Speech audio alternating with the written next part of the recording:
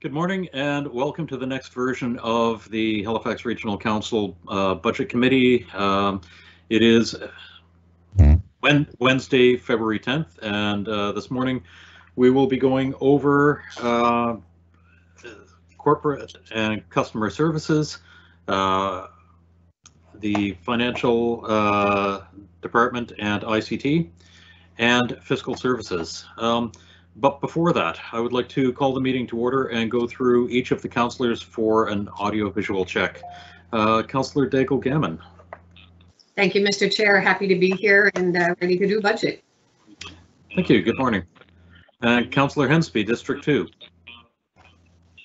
I'm here, ready to go. Wonderful. Thank you. Councillor Kent, District 3. Thank you, Mr. Chair. I'm here and ready to roll. Wonderful. Thank you. Councillor Purdy, District 4. And you're on mute. Wow, sorry. I'm also here, ready to go and looking forward to today. Thanks. Good stuff. Thank you. Councillor Austin, District 5. I'm here, Mr. Mayor, ready to go. Thank you. Sorry, Mr. Chair, literally dashing in from, yeah. It's all good. Thank you. Councillor Mancini, you're looking very dapper this morning. Well, thank you, Mr. Chair. I'm wearing my Cape Breton tartan because I'm thinking of my friend Kathy. We're thinking about you, Kathy. I know it's tough times you're going through, but I wear this today in your honor for our homeland and your family. Thank you very much, Councillor Mancini. Councillor Mason, District 7. All present and correct, if you'll take my word for it, and ready to get to work. Good stuff. Thank you. District 8, Councillor Smith. I'm here, ready to count some numbers. Good stuff. Thank you. District 9, Councillor Cleary.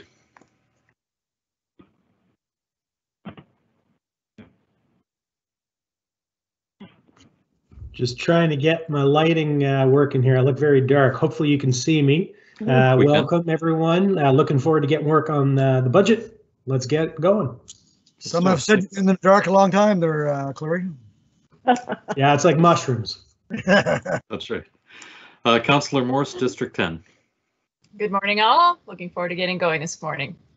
Good morning. Councillor Cuddle, District 11. Good morning, everyone. I come to you today from the top of York Redoubt, looking over to my friends in Councillor Kent's district over there in Eastern Passage. So guarding the mouth of the harbor here. Good to see you all. Good stuff. Thank you for your service. Councillor Stoddard, District 12. Good morning to my colleagues. I'm looking forward to today, and the sunshine out here is amazing. Thank you. The sun is absolutely amazing. Yes, thank you very much. District 13, Councillor Lovelace. Good morning. I'm sending love to you, Kathy, and your family, and joining you today from Hammonds Plain, St. Margaret's. Thank you. District 14, Councillor Blackburn. Hello, good morning, everybody. I too sending big hugs to Kathy and your family, and ready for this meeting of the Math Club.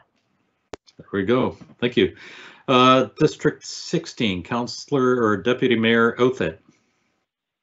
Good morning, Chair. I'm here in Bedford by phone, still awaiting delivery of my new Wi-Fi modem, but I'm here and ready to go. Good stuff. Thank you very much. And Mayor Savage. Good day, colleagues and Chair. Good day. All right. Thank you very much, everybody. The next item on the agenda is the approval of the minutes of January 20, 2021. Can I have a motion to approve the minutes, please? Councillor Cleary moves. Councillor Cleary moves, and Councillor Lovelace, did you second them? Certainly, second. Wonderful. Thank you very much. Any errors or omissions in those minutes? Okay. In that case, all in favor of the minutes of January 20, 2021, signify by saying aye. Aye. Aye. All opposed? Thank you very much. Call for declaration of conflicts of interest. Okay, thank you very much. And the next item on the agenda is public participation. As a reminder to those watching from home, in order to have signed up as a speaker, the deadline was 4:30 p.m. on the business day prior to the hearing, so that would have been yesterday afternoon. We do have these public participation sessions at the beginning of pretty much every budget meeting, so you are welcome to join us. We do have one speaker signed up for today's meeting, and the registered speaker for today is Patrick Sullivan from the Halifax Chamber of Commerce. And I'm going to hand things over to the clerk at this point. Good morning, everyone. Patrick, please make sure that your webcast or TV broadcast is muted and that you're using your phone's audio to listen and participate in this meeting. Please press star 6 on. Oh, wait, perfect. You've pressed star 6, and so you've heard an announcement that you're no longer muted. So you may begin speaking. Once you finish your comments and answering any questions or clarification questions from council, please hang up your phone and you can watch the rest of the meeting using the live webcast. Great, thank you. Back over to you, Mr. Chair. Thank you very much. Patrick, please proceed. Okay, good morning, everybody. My name is Patrick Sullivan. I'm the President and CEO of the Halifax Chamber of Commerce. I wanted to do, I think I only have about 5 minutes, so this is a fairly brief presentation, but I wanted to let you know we will be sending you a more fulsome document of 10 or 15 pages to all councillors and the CAO immediately following this meeting. So just to give you an update, 2020 was a challenging time for our business community. No surprise there. The pandemic forced many businesses to pivot their business model, temporarily close, and sadly, for some, they've closed their operations, and likely more of that is to come. Our 2021-22 municipal budget submission will expand on our 2020 issue note that we sent in the fall and look to focus on what can be done to mitigate the outcome of both the virus and restrictions with a view to rebuilding our economy in 2021. Once again, I'd like to thank the municipal government for their support in the Nova Scotia Business Labour Economic Coalition calls, which take place weekly, and the quick policy changes that allowed many businesses to safely continue to serve the community during the pandemic. Although I'm only one person speaking, I represent our over 1,750 members of the Halifax Chamber of Commerce, covering all of Halifax, Dartmouth, Bedford, Sackville, and there are over 65,000 employees.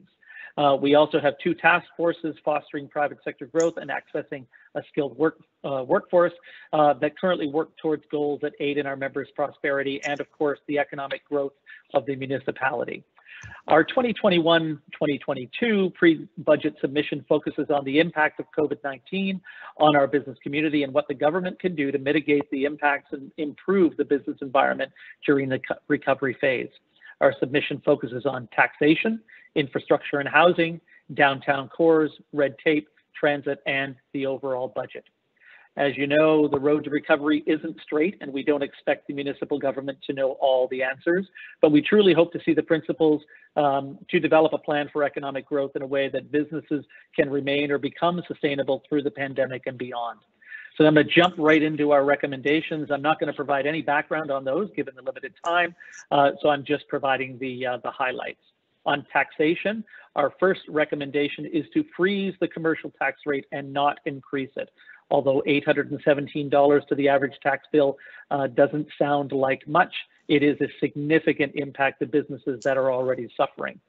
Publicize the cost of services for commercial and residential taxpayers so they understand exactly what they're paying for, and continue to ask the province for greater taxation powers for the commercial taxation system. Under infrastructure and housing, accelerate development timelines for faster and increased housing creation for both affordable housing and for the general need for housing across the municipality. Publicize density bonusing agreements with developers to show where the money is being transferred and how it is being utilized. And continue to ask again for greater powers from the provincial government for affordable housing development without taking on that responsibility from the province, but certainly can the city move more quickly than the province is or has. Ensure core density for housing is a priority to replace the loss of potential customers who are now working from home, and we expect will continue to work from home for a period of time. Our downtowns ensure municipal projects do not overly impact an already suffering business community who are already feeling the impacts of COVID-19 and the accompanying restrictions. Find new ways of making our downtown cores attractive to residents and consumers to increase foot traffic for businesses in those areas. Under red tape, continue to review municipal bylaws for ways to reduce regulations, update outdated policies, and reduce red tape for the business community, and review policy changes that occurred during COVID-19 with an aim to keeping those policies that enhanced our business environment and perhaps expanding on them to allow for economic growth and sustainability. Under transit, provide incentives to increase ridership and the use of our transit system overall. And finally, under budget, sort of summary comments, I suppose, ensure wage increases do not significantly increase spending and taxation levels. Provide stakeholder consultations on pension funding reform to ensure fiscal sustainability for the municipality, given that the municipality has one of the best pension plans across the country. Provide monetary support for the Integrated Tourism Master Plan and the African Nova Scotian Roadmap, Road to Economic Prosperity plans. So finally, in conclusion, our pre-budget submission delved further into issues, both COVID and non-COVID related, and we hope that you have a moment to reflect on our recommendations and how they can support and improve the lives of entrepreneurs, employers, and employees across the municipality. And while we do make many recommendations for the municipality, we want to ensure that survival for our local businesses and the significant role they play for our economic growth and attractiveness as a municipality and province continue. Thank you very much. Thank you very much, Patrick, for your comments and your submission coming up. I really appreciate that. We do have a few questions for you. Sure. Councillor Smith. Thank you, Chair, and thank you, Patrick, and thank you to the members for all the work they've done during, as you mentioned, this very difficult time. Really quickly, I look forward to seeing the detailed version of what you just mentioned. I have a question around the first one, which was, or the first comment that you made, recommendation around freezing the commercial rate. You know, if we do that, do you, and maybe this is in your document, do you suggest how we would deal with the shortfall if we were to freeze the commercial rates? We don't actually, Councillor. We feel that staff are probably best positioned to determine where they could reduce spending. And I can appreciate that, you know, there are some businesses in the municipality that have had some success during COVID-19. Unfortunately, I don't believe the current policies allow for let's say, tax increases that are selective. The tax increase must be across the board. So unfortunately, I think our recommendation would be to reduce that spending. We are happy to come back with some more detailed recommendations on exactly where we think savings could take place. But again, I know you rely on staff, and our suggestion would be that staff could take a crack at that. Okay, look forward to seeing your detailed recommendations. Thank you. Okay, thank you very much. Councillor Austin. Thank you, Mr. Chair, and I had the same Patrick as, sorry, the same Patrick. I'm all tongue-tied this morning.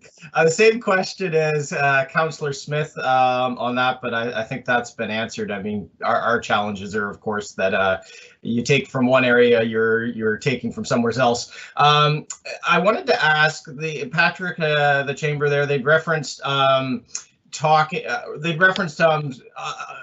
basically some areas that we don't currently have powers in, that they would, it sounds pretty supportive, that they would support municipal efforts in those areas to actually have more authority from the province. I'm just wondering, through you to the presenter, whether what the chamber does in terms of lobbying to the province, because some of our biggest challenges is just having those love letters that our mayor writes off to Hollis Street actually land and produce some action. So I'm wondering if there might be an opportunity here to perhaps increase the lobbying efforts.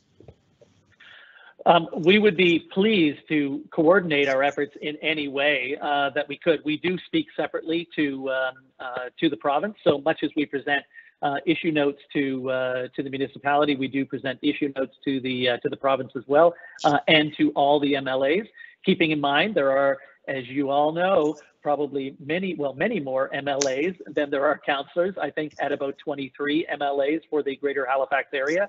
So we would certainly encourage them to provide greater responsibility to the city of Halifax, given its population and its GDP and its importance to the province. So, you know, we would be happy to even sit down, and I know we've done this already, but sit down with the CAO and anyone else and discuss what some of those priorities are and advocate actively to have some of those priorities provided for within the municipality. Thank you. Okay. Thank you very much. Councillor Cuddle. Thank you, Mr. Chair, and good morning, Patrick. It's so nice to hear your voice on a virtual meeting again. I first of all, I just want to thank you and commend the efforts you've made over the past 11 months advocating and supporting businesses throughout the pandemic. You did an incredible job in those early days of bringing together all players across all levels of government, not-for-profit sectors and private sectors, to, you know, make some real significant changes to help small businesses throughout the past year. So I just want to say thank you for that. It was incredible work. I also want to just note that with the 1.9% mill rate increase that staff is proposing, it is actually, Sean, you're shaking your head there. It's actually a decrease in the commercial tax rate overall. So, you know, the increase is coming primarily from assessments, I believe. As for the other points that you raised, it's really awesome to hear advocacy for affordable housing and diversity coming from the business community. And I believe we all look forward to continuing to work collaboratively on addressing those issues in our city.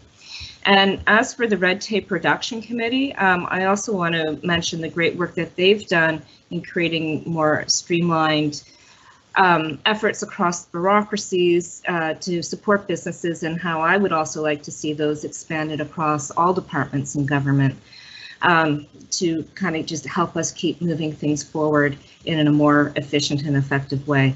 So thank you very much for coming and presenting to us today, and I too look forward to seeing all the details in your report and to working with you more in the future. Thanks. Great. Could I just comment on Councillor Cuddle's comments? Absolutely. Okay. Thank you very much, Councillor. I really appreciate that. And I miss you at those meetings. As you attended so many of them. So thank you for that. I agree with you. The commercial tax rate is in fact a decline from 3% to 2.979%. However, I think what I would further point out is that the commercial tax rate is already 3.65 times greater than the residential tax rate today. So although it is a decline, it does work out to an increase on average of over $800. Okay, thank you very much for that clarification and making sure that we are all on the same page. I appreciate that. Councillor Cleary. Thank you, Mr. Chair, and thank you, Patrick. Actually, so to Councillor Cuddle, I was shaking my head because you said it was a 1.9 increase to the mill rate. So staff has recommended a 1.9 increase to the average bill, not to the mill rate. The mill rate would be adjusted to achieve that 1.9% increase in the average bill, which is the same proposal they have for residential tax, the 1.9% increase in an average bill. And so that obviously that impacts people differently depending on what their overall assessment is. The higher your assessment, the more increase you're going to get. But I thank Patrick for the comments, and of course, as he may know, and as my council colleagues know, I had suggested and took a bit of pillorying for thinking that businesses, given the state of things, shouldn't bear the large increase on their tax bills. As has been mentioned, we can't separate out different types of businesses. And so, yes, we might be benefiting larger businesses, but the vast majority, 98% of our businesses in Nova Scotia are small businesses. That is, they employ less than 100 people. And of course, the majority of those would be micro businesses.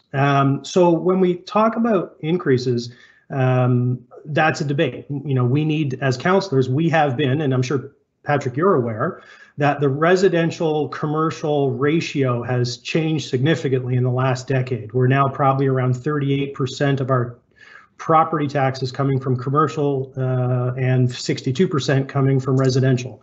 And that commercial proportion has been declining. And I think we're probably around average or below average for Canada in terms of that split. And that will continue. You did mention, publicizing the impacts or benefits of taxation, commercial taxation for businesses. And I would love to do that. It would be great because when we think about it, when the city spends money on the libraries, for example, that creates a more informed and literate citizenry, which increases the literacy of the workforce, which means businesses can spend less on training. Transit, for any investments we make in affordable housing is a subsidy to business, because businesses can continue to pay minimum wage and workers can still get to work affordably. And so that's a huge benefit to businesses. Police and fire protect small businesses from break-ins and investigate them when unfortunately they happen. They protect private property and ensure regulations are in place so that businesses don't burn down and don't have a loss of continuity of their business. Transportation public works fixes our potholes so vehicle fleets are better maintained and trucks aren't breaking axles and losing their loads and having huge business expenses and insurance claims. Planning and development helps facilitate business expansion and business growth. And so all of those things are huge impacts and benefits to businesses. So I wonder, Patrick, do you think your members are unaware of these benefits that they get from the taxation we all collectively as individuals and businesses pay?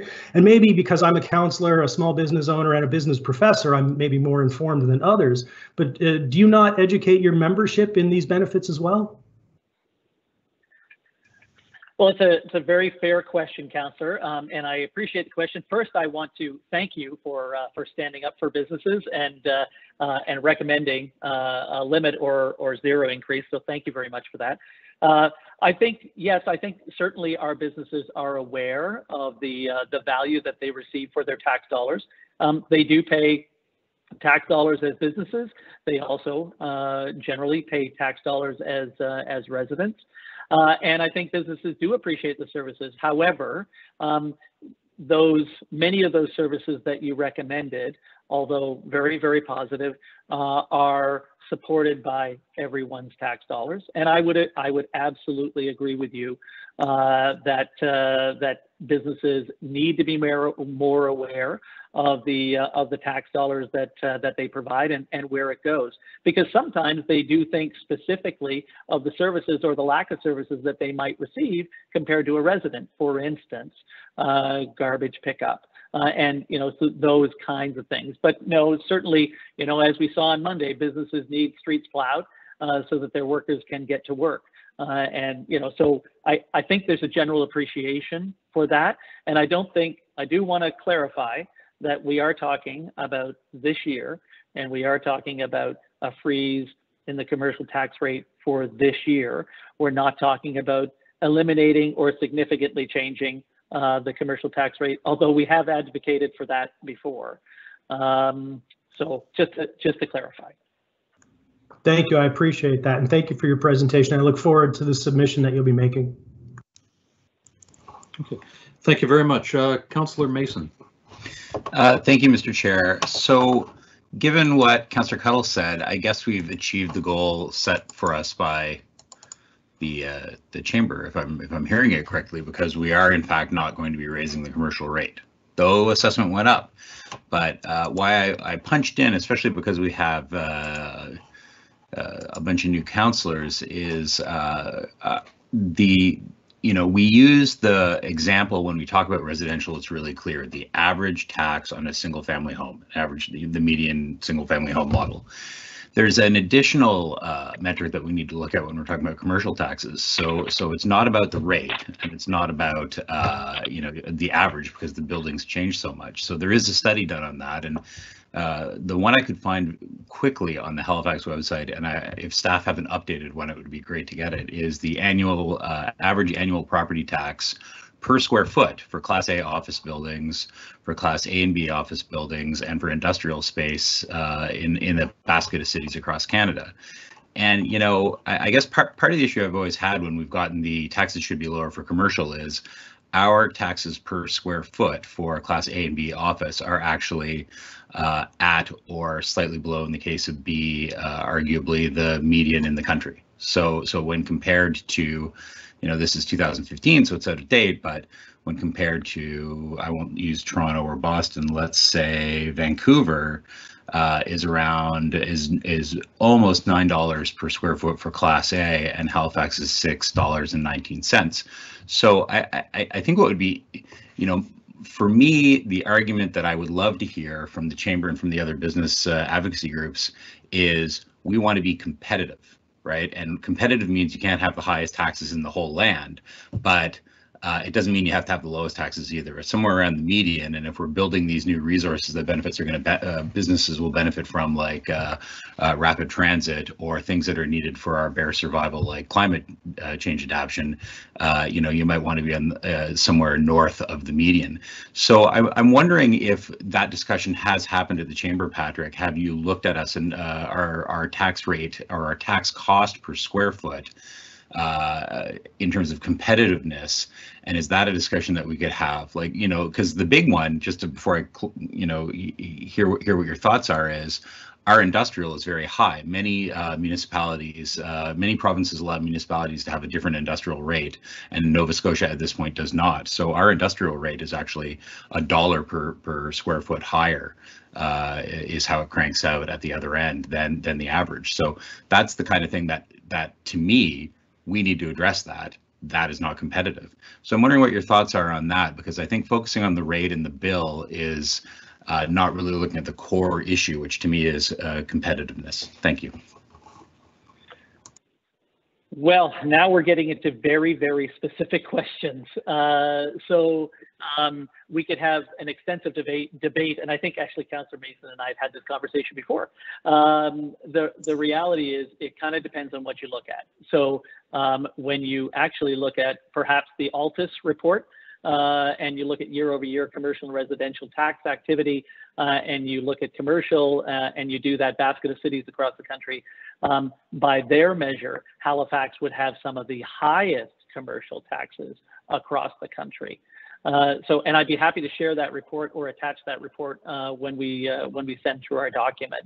Again, I want to reiterate, I don't think we do believe that in general, a commercial tax rate that is almost 4 times higher than a residential tax rate disproportionately penalizes commercial taxpayers. However, I don't think we're talking about that this year. What we're talking about is an average increase of $800 for many small businesses and many commercial operators. If you think of a restaurant and their average increase is $800, that's by their margin, 272 new meals they have to have this year compared to last year. And I think we could all agree that this year there is simply no increase in the number of meals that a restaurant is going to serve versus last year, or particularly the year before, if we look back to 2019. So happy to get into kind of that long, involved discussion, but I think it kind of depends on what you're measuring. Okay. Thank you very much for your response, Patrick. Councillor Mason has posted, I think, the document that you were talking about, and so hopefully the councillors will have a chance to be able to review that. Mayor Savage. Thank you, Chair and colleagues. Patrick, thank you very much. Look, I was going to say something that's already been covered. Let me just say this. Councillor Cuddle had mentioned these regular calls, which I've been on as many as I can be on. I'll miss the one today, Patrick, because we'll be in budget. But they have been very important. And I think it can truly be said that they have contributed to the success that the province has had on the COVID file. Doesn't mean everybody always agrees, but Dr. Strang's been on the calls on a regular basis. There have been, Minister McClellan has been on, and a number of others, Bernie Miller from the province. And they've been very helpful in bringing people together around this pandemic. I'll just say this, I look forward to talking to you, Patrick, this week in a couple of days at the annual Chamber event that the Chamber hosts along this time with the Halifax Partnership. I want to just comment that a number of years ago, we put together a poverty solutions task force. Sarah Napier of the United Way and I chaired that. The Chamber was very involved in that.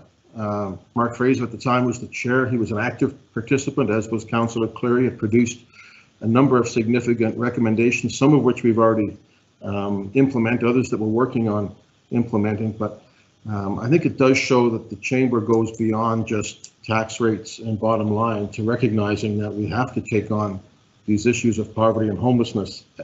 At every Chamber speech that I've had since 2014, I have said, although the city has been growing, it has not been equal growth, and that we need to work towards a more just and sustainable economy. When I was elected mayor in 2012, I immediately had a visit from Patrick's predecessor, Valerie Payne, and others from the Chamber. Andrew Boswell, I believe, was the chair. And they said, look, it may sound ambitious, but we'd like Halifax to be a top 3 growth city in Canada by 2018. We reached that target in 2015-16, and we've pretty much been there ever since. The challenge that you speak of, Patrick, though, is correct. So, as you will know, the Labour Force Statistics Survey of January shows that Halifax was the best performing economy in Canada in terms of jobs, January over January. In fact, we had a significant growth in full-time jobs, and we had a reduction in part-time jobs. That's good, except that a lot of those part-time jobs were held by people who most needed the jobs, and a lot of those jobs came from the hotel, restaurant, hospitality industry. So there is that issue of trying to target that relief, and I think that's something we all are trying to do. Anyway, Patrick, I look forward to seeing you a couple of days from now. And I also want to say that I had a COVID test a couple of weeks ago, and it was administered to me by none other than Patrick Sullivan. The pain is just wearing off now. You didn't have to push so hard, but thank you for the work that you and the Chamber do, which is above and beyond what some people might associate with the Chamber, and for that's important, and look forward to working in the future to building a more sustainable and just and continue to grow the economy. So thank you very much, Patrick. Thank you very much. Go ahead. Could I respond briefly to the mayor? Absolutely. So thank you very much, Mr. Mayor. Very much appreciate your comments. Apologize for the COVID test, and I don't want to take everyone's time. So the only thing I will summarize by saying is we've had a lot of talk about the commercial tax rate. There are a number of recommendations that we put forward, and many of those will support sort of all citizens of Halifax. So I look forward to everyone taking a look at that document, and I am available to answer any questions or have any meetings to kind of further the conversation. Wonderful. Thank you very much. Very much appreciate your availability. I believe we all know how to get in touch with you. So, and thank you for stepping forward and speaking to us today. I appreciate that too. Thank you. Thank you. The next item on the agenda is moving into Fiscal Services, and I believe that starts with a presentation. So I would like to invite Jane Fraser and Bruce Fisher to take the stage. Thank you, Mr. Chair and committee members. Jane Fraser, Executive Director of Finance Asset Management ICT. I'm going to be doing presenting both the Fiscal Services budget as well as the Finance Asset Management ICT budget this morning. I With me is Bruce Fisher, as always, and I would like to thank Tyler Higgins and Lisa Martin for the work that they did on both the business plan and the presentation for Fiscal Services. Next slide, please. The Fiscal Services budget accounts for approximately 50% of HRM's budget, and it covers a number of items that tend to be organization-wide expenses or revenues. So this is where we account for tax revenue, tax agreements, area rates, debt payments, capital from operating, valuation allowance, and mandatory provincial contribution. And then as well, the majority of the transfers in and out of reserves. Next slide, please. Because we track area rates for various communities, we actually do have some expenses that you would expect to see in a business unit. So things like building costs or vehicle expenses. We often hold funds in Fiscal Services for pressures or expenses that we know are coming due. So if there's a significant contract that is going to be coming due in the fiscal year, but we don't know what it is, we'll hold some money here to offset the pressure. So an example of that would have been the organics contract that was awarded couple of months ago or a couple of weeks ago, and we put that money in TPW's budget for the upcoming 21-22 year. So those are some of the things that we do manage through fiscal to offset some pressures. The compensation line that you see here is mainly for collective agreements that have not been settled or expiring. We also have funding in there for salaries related to the operating cost of capital, in-year wage increases for things like ISAs and step increases as well. The reduction in external services is consulting fees and contract services. So in here, what we would have is funding for Solar Cities, some studies, as well as area rates for bids and things of that nature. Other goods and services have decreased by $13 million. That's where we had $12 million contingency for COVID-related costs within the 2021 budget. So we've removed that. And then there's as well a few other minor adjustments there. The debt servicing increase of $2.9 million is the principal and interest payment for capital projects. Obviously, it does not include the debt payment on short-term loan since that decision has been made not to take the debt out. Other fiscal services, there's a number of components in there that go to make up the change in increase of about $5.4 million, and I'll go through that in another slide. Next slide, please. So on the revenue side, we're seeing an increase of $15.9 million in tax revenue. As we all know, that's mainly on the residential side coming from apartment buildings. This number does not include the transit tax revenue increase. We keep the transit tax in the transit budget, obviously. You'll see here that deed transfer tax is rebounding. We have an increase of $5.65 million. Over the June budget, still below what we had for the March budget amount. There is probably some room here to grow in the 21-22 budget.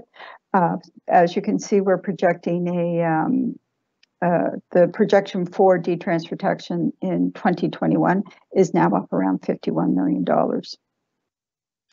Area rate revenue growth is mainly the offset to the provincial contributions as well as community associations. So mandatory provincial contributions are about $174 million in 21-22.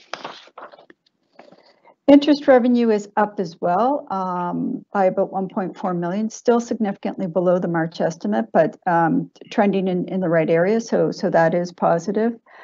You'll notice that fee revenue is zero for 21-22. This is where we would have had the parking fee revenue. We've transferred that to Transportation Public Works. I think that they're projecting a little bit of growth there in revenue, but once again, it's still certainly not at the pre-COVID COVID levels. Next slide, please.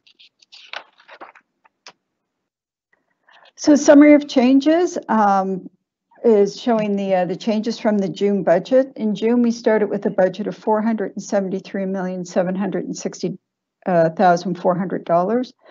Compensation is down about 1.5. This is a result of transfers for collective agreements that have been settled, transfers to business units for PDPs or step increases.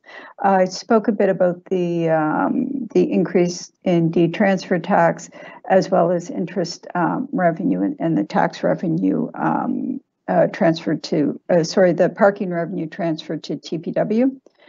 The growth in tax revenue is all taxes except transit tax, as I had mentioned. So it includes all property taxes, property in lieu of tax, payment in lieu of taxes, tax agreements, area rates, CCCs or capital cost contributions. And that accounts for the 21.9. Moving down to other budget adjustments. When we received the federal restart funding of $46 million, we put that in reserve. As you're aware, we're withdrawing $31 million from the reserve to offset the cost in the 21-22 budget. So that's what that is for. Debt and principal interest payment, that's the takes in any borrowing that we would have done last year, as well as ongoing borrowing. And you can see that we have included funding for the strategic reserve as agreed to in January. The next items are all the ones that go into other fiscal services. So we had in COVID, we had budgeted for a contingency as part of the 2021 budget for the 12. So that's the $12.5 million. There we have an increase in cap from operating of $30 million. This is the increase from June, where we had reduced capital by operating by $25 million to meet budget pressures. The valuation allowance, that is an estimate of what we think will not be collected from taxes. With the uncertainty of COVID, we had increased the valuation allowance to around $10 million. So we're reducing that in the 21-22 year to the historic level of about $3 million. So in all and then there's just some smaller minor adjustments in fiscal. So when all of the changes are made, the result is an increase of $34.2 million for the fiscal budget, resulting in a total of $508,053,300. Next slide, please. And that includes the fiscal overview budget, and I'm happy to take any questions that you may have. Thank you very much. If you would like to ask Jane any questions, please enter that into the chat. Councillor Outfit, I'm looking forward to your text messages as well. Because you're joining us over the phone, I would ask, so there's Councillor Lovelace, I would ask you to put the motion on the floor first. I have pasted that into the chat. Sorry, is that me or was that Deputy Mayor Outfit? Councillor Lovelace. Okay, thank you. I move that the Budget Committee direct the Chief Administrative Officer to incorporate the Fiscal Services proposed 2021-22 budget and business plan as set out and discussed in the January 15th, 2021 staff report and supporting presentation by staff into the draft 2021-22 operating budget. I so move. Thank you. Can I have a seconder for that, please? Second. Second by Councillor Blackburn. Go ahead. Councillor Outfit, I think we are hearing you on the phone quite a bit. If you could make sure that your phone is muted, I would appreciate it. Thank you. Go ahead. Thank you. So I just have a quick question, Jane. I just want to say thank you so much for this presentation. I have to say, I'm, keep going back to my memories of accounting in university, and so I'm grateful that that you're providing presentations that that can be easily understood, and so I really do appreciate that. So my question is specific to area rates. And looking at area rates in particular, I see a trend where they are dropping out because area rates in these neighborhoods are contingent upon volunteers to step up and run the various programs that are required to make maintenance suggestions for parks, or actually run a lot of these park improvement projects within the community. And so I'm seeing a trend where we're losing volunteers, thereby we then see the disappearance of these area rates, but the problem doesn't disappear. right? The problem of creating recreational improvements overall to the community still remains. And yet at the same time, I'm seeing new subdivisions coming online, or some that have been in existence for 10, 15, 20 years that do not have an area rate. So I'm wondering if you could speak a little bit to the growth or the decline of area rates overall, and how we can continue to ensure that we have those funds for park improvements and neighborhood development. Thank you. Thank you, Mr. Chair. Through you to the councillor. So the area rates, as you say, they are volunteer, and they tend to be specific to a need or a desire that the community has. So we've done actually a fair amount of work on streamlining the administrative order for area rates to make the reporting requirements easier, to really get rid of a lot of paperwork, understanding, of course, that they are volunteers, so want to make it as easy as possible. There has been a fair amount of work done on area rates, and Bruce can certainly speak to this better than I can, because my understanding is at amalgamation in 1996, there were well over 200 area rates in place. Yeah, so if a group wanted a fire truck or anything, a park or any sort of improvement, an area rate was put in place. It's been very deliberate over time to ensure that areas that require services are getting that service.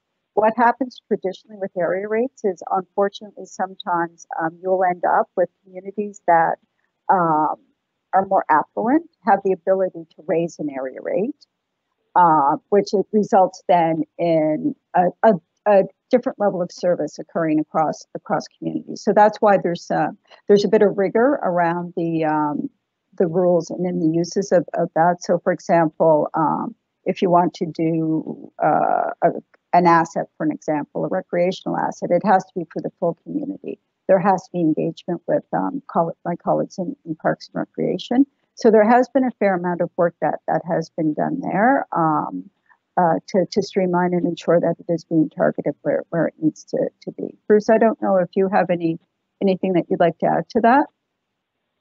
I think that's probably a pretty good summary, Jane. The only thing that I'd add is that one of the benefits to local groups of area rates is that they get something faster than they would otherwise. So if the area rate isn't there, you may or may not get the same level of service depending on what it is, but assuming you're eligible for it through the general rate, it may take you a little bit longer because now you're in the queue with everybody else in the municipality. Right, and I guess the other thing is when we see the changeover in the community as demographic shift, then, and we have more younger families moving in and more energized people to get involved, is there an opportunity then to look at ways that we can reinstall the area rates for those communities? Is there a mechanism process for that? We do have a process for instituting area rate guidelines that communities can go through if they wish to bring in an area rate. So that's allowed. I think you're generally, from what I've seen, you're correct that in a lot of the suburban and the urban areas, people are quite busy, and so the volunteerism is more difficult. It may be a slightly different story in parts of the rural areas. Okay, so it sounds like that can fluctuate over time. Thank you. Thank you very much. I do not see any other speakers in the chat, and so I would like to call for the question. So over to the clerk.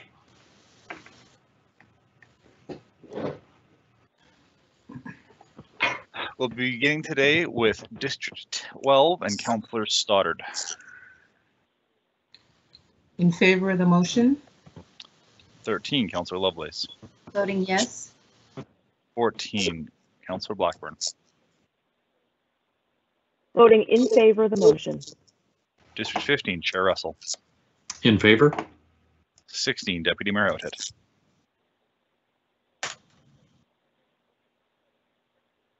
I think Deputy Mayor Outhit's phone may not. Are you here, Deputy Mayor? Me and you. I did not see him in the meeting a few minutes ago. Okay, thank you. District 1, Councillor Daigle-Gammon. Voting in favor of the motion. 2, Councillor Hensby. Affirmative. 3, Councillor Kent. In favor. 4, Councillor Purdy. In favor. 5, Councillor Austin. In favor. 6, Councillor Mancini. In favor of the motion. 7, Councillor Mason. For the motion. 8, Councillor Cleary. Sorry, 8, Councillor Smith. 4. 9, Councillor Cleary. Yes. 10, Councillor Morse. In favor. 11, Councillor Cuddle. In favor of the motion. And Mayor Savage. Good with me. Affirmative. Mr. Clerk, I am here and in favor. Tim? Thank you, Councillor. Thank you, Deputy Mayor. Thank you very much. That motion passes. The next item on the agenda is Finance, Asset Management, and ICT. And once again, I'm going to hand it over to Jane Fraser and Bruce Fisher. Thank you, Mr. Chair. So now moving into the Finance, Asset Management, and ICT presentation. I do want to thank Lana Prose and my coordinator, as well as Heather Caldwell, for all of the work that they've done both on the presentation and the business plan, as well as Tiffany Smith, my finance business partner. I do have some of my management team with me today to support me in case there's any questions that you may be having. Next slide, please. Thank you. So this is the mission statement for Finance, Asset Management, ICT, and it's pretty straightforward. We lead financial and technological leadership through advice, governance, customer-focused services and policy. So at the very heart of it, it's about providing strategic leadership, customer service, and being a trusted advisor. Next slide, please. So these are the service areas and the leads within the business unit. You would have met a number of my team already, certainly when we did the council orientation back in November, and then through various regional council meetings. So really quickly going over the service areas, there's the CFO office, my office, supported by Lana Prowse, my coordinator, and Paula Cogswell, my excellent AA. And my role is providing leadership and stewardship of all of FAM ICT business unit while providing high quality financial information and advice to council, executive, senior management, and staff. Information Communications and Technology, or ICT, is being led by Chad McDonald. ICT is the steward of both enterprise solutions and cybersecurity to maintain confidentiality, integrity, and availability of solutions and data for optimal business function. Bruce Fisher, who you all know, leads up the financial policy and planning team, and Bruce's team's accountable for financial planning, coordination of the multi-year operating and reserve budgets, financial support and oversight, grant support, as well as taxation policy. Renee Towns is our treasurer, and the revenue team under Renee's guidance is accountable for tax and general revenue billings, collections, cash management, banking, and the investment portfolio. Next slide, please. Jane Pryor leads up the procurement team. They're responsible for the coordination of acquisition of goods and services, coordination and administration of contracts. They look after surplus storage and disposal, as well as the management and warehousing of inventory. Wendy Lyons leads our corporate planning team. You all know Wendy. She led you through the strategic initiatives work that you went through early on. And that team supports business units in strategic business planning, performance reporting and benchmarking, as well as risk management. Crystal Nowlin leads the Asset Management Office, and you'll meet Crystal when we do the capital budget. That team, their mission is really the management of assets, to minimize the total cost of owning and operating to provide desired service levels, coordination and oversight of the multi-year capital budget, accounting and projections. Dave Harley leads the accounting and financial reporting team, and they provide operating accounting, projections and financial reporting, revenue and expenditure analysis, as well as payroll. And finally, corporate real estate led by Peter Stickings, real property acquisition and disposals, industrial park development and sales, leasing and accommodation management, as well as real estate advisory services. So that is the team that supports me in finance, asset management, and ICT. Next slide, please. So as you can appreciate, we handle a large volume of transactions.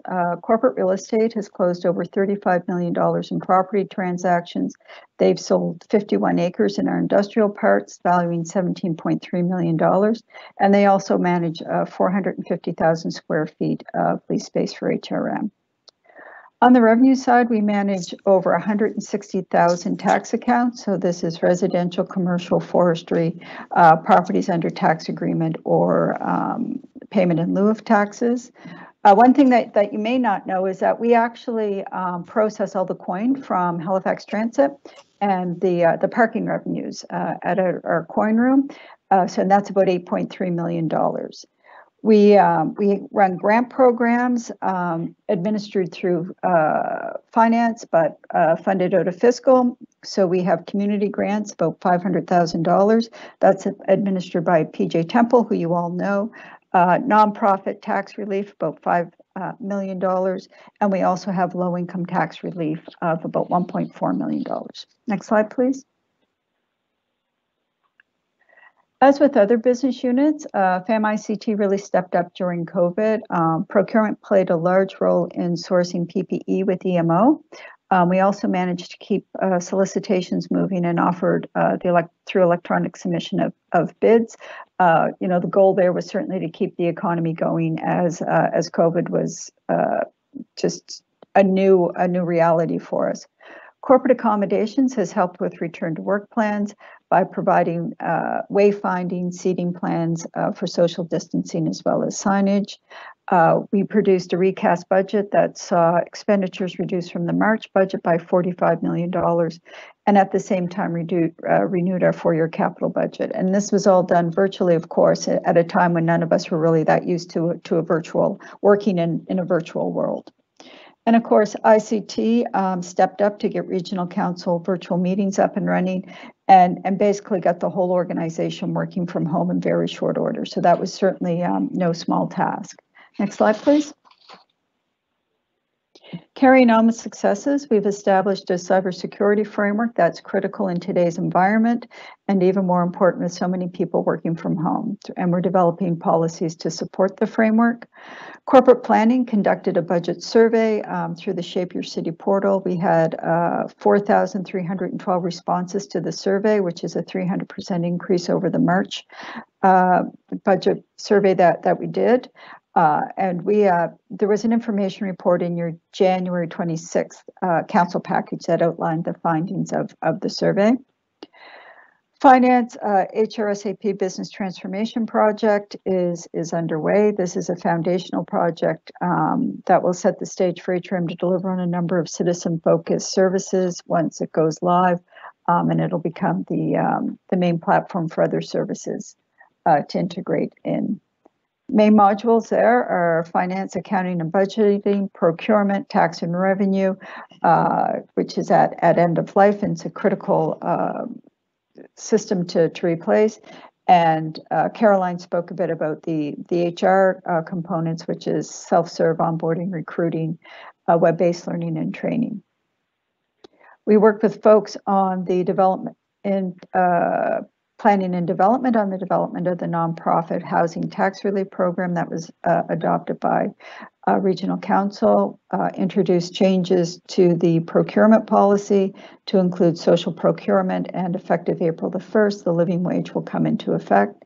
And finally, Regional Council passed the fiscal sustainability strategy, which sets the stage for long-term fiscal sustainability for HRM, as well as the strategic initiative funding plan to ensure the delivery of council strategic initiatives in a fiscally responsible manner.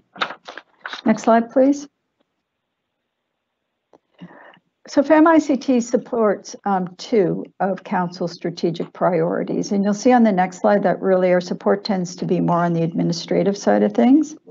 So the first priority that we support is to ensure there's an adequate supply of industrial lands. So this is important from an economic development point of view, and as you saw previously, we do have a large volume of sales, primarily in the Burnside Industrial Park. Corporate real estate has just completed the industrial employment land study, which will be used to inform the regional plan and develop policy for employment lands.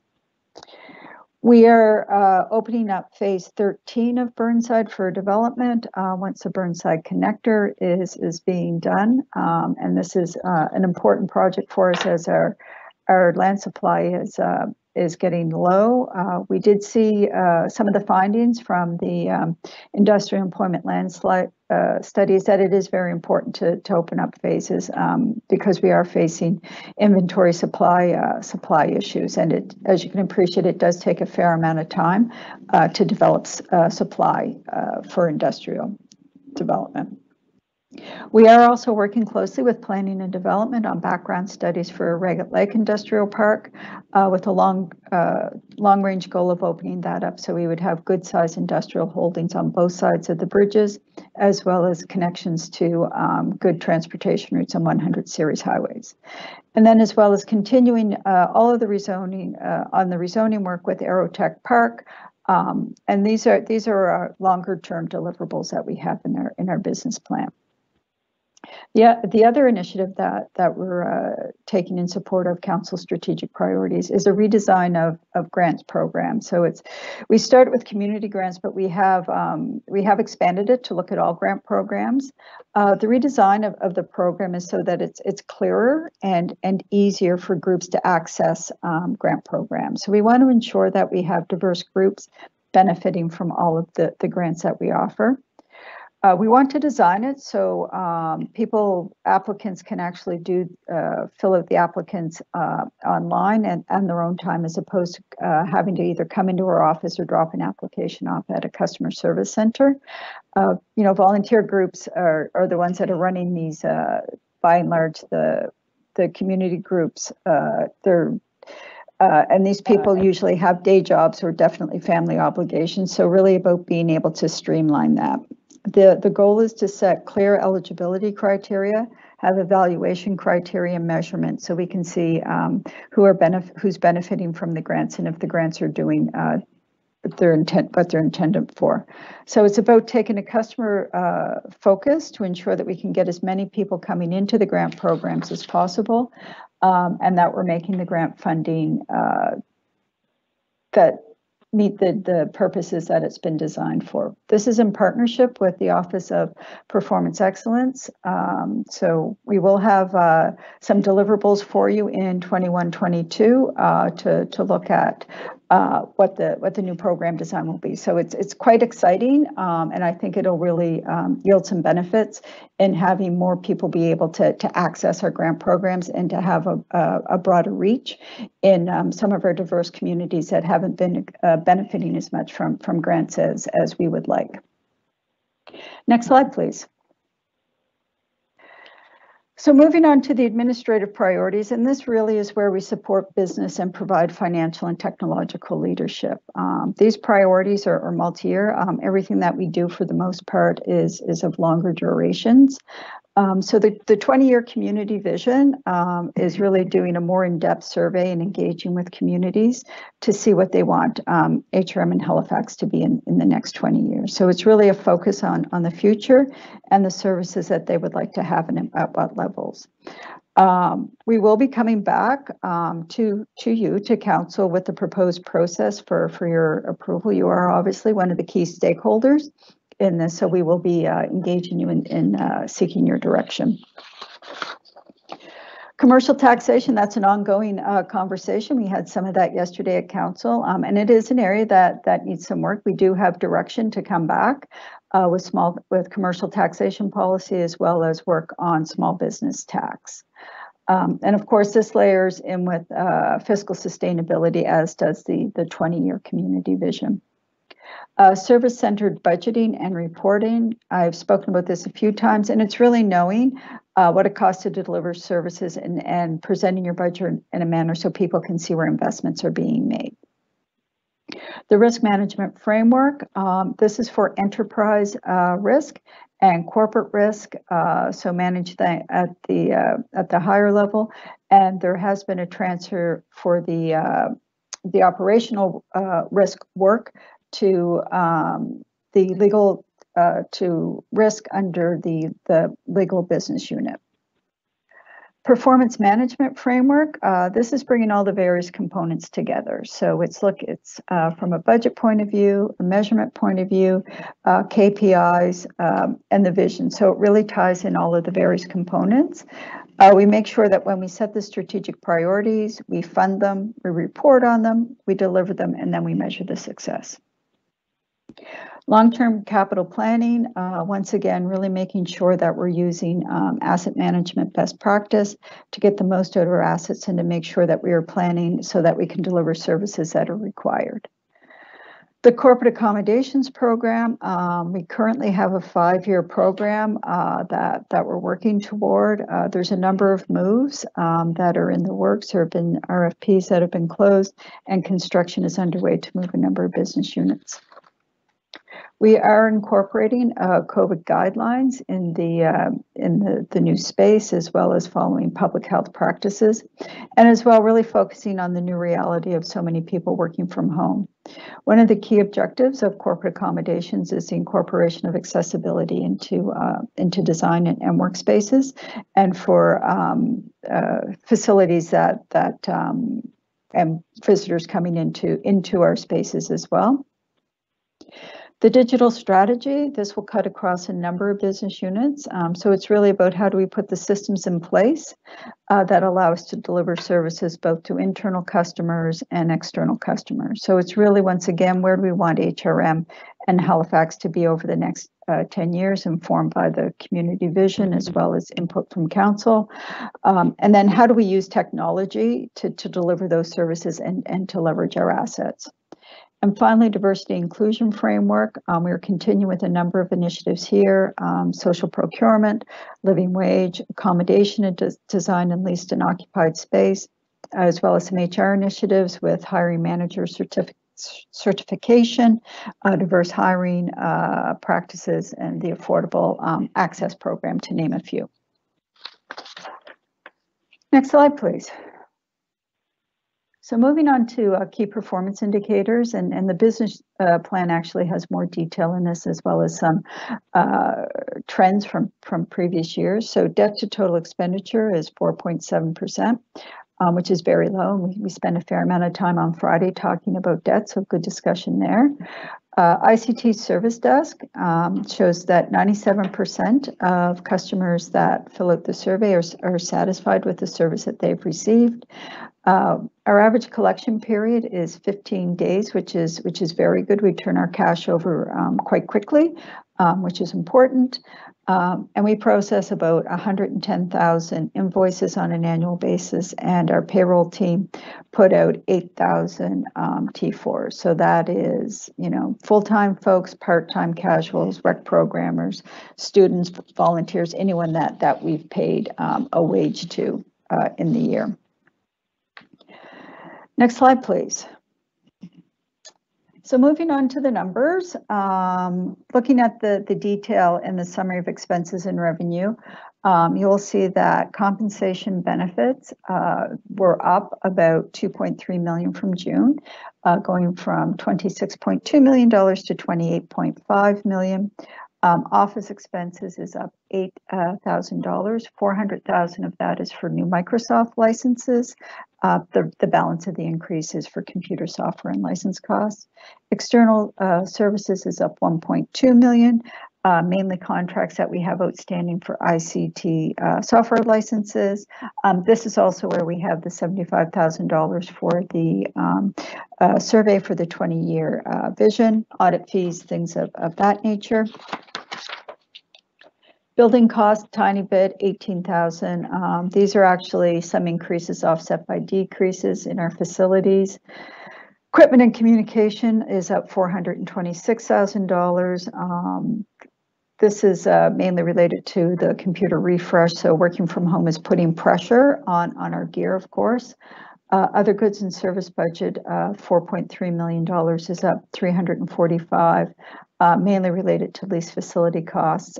Then we have some interdepartmental charges with TPW for the LED streetlight project.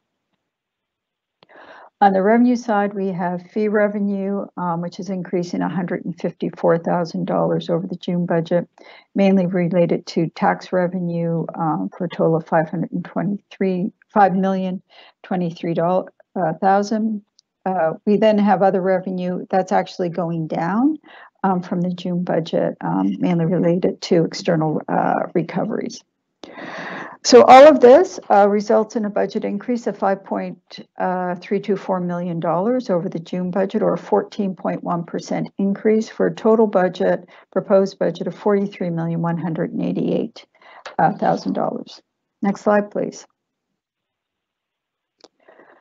So this chart, as with other business units, just shows the service area overview. So it breaks it out by the divisions that we have in FAM ICT. As you can see by the chart, the largest area is ICT with a budget of $26.8 million. So they're about 60% of my budget. And they're also the largest by FTEs. They have 122 FTEs. The next largest service area is procurement at $4.6 million with 67 FTEs. We then have corporate real estate and financial reporting accounting, both coming in at about 4.1, 22 FTEs in corporate real estate and 54.6 in financial reporting and accounting. And then the other smaller service areas are included in there. Revenue is in a negative position, and the reason for this is because they bring in more revenue than it costs to run that department. Next slide, please. FTEs, our staff complement is projected to decrease by 3 FTEs, so going from 329.3 down to 326.3 FTEs. As with other business units, there's a number of transfers in and out that have occurred. We've transferred 2 positions to HR, and then we have 5 new positions coming in. So that's a net change of 3 new full-time positions.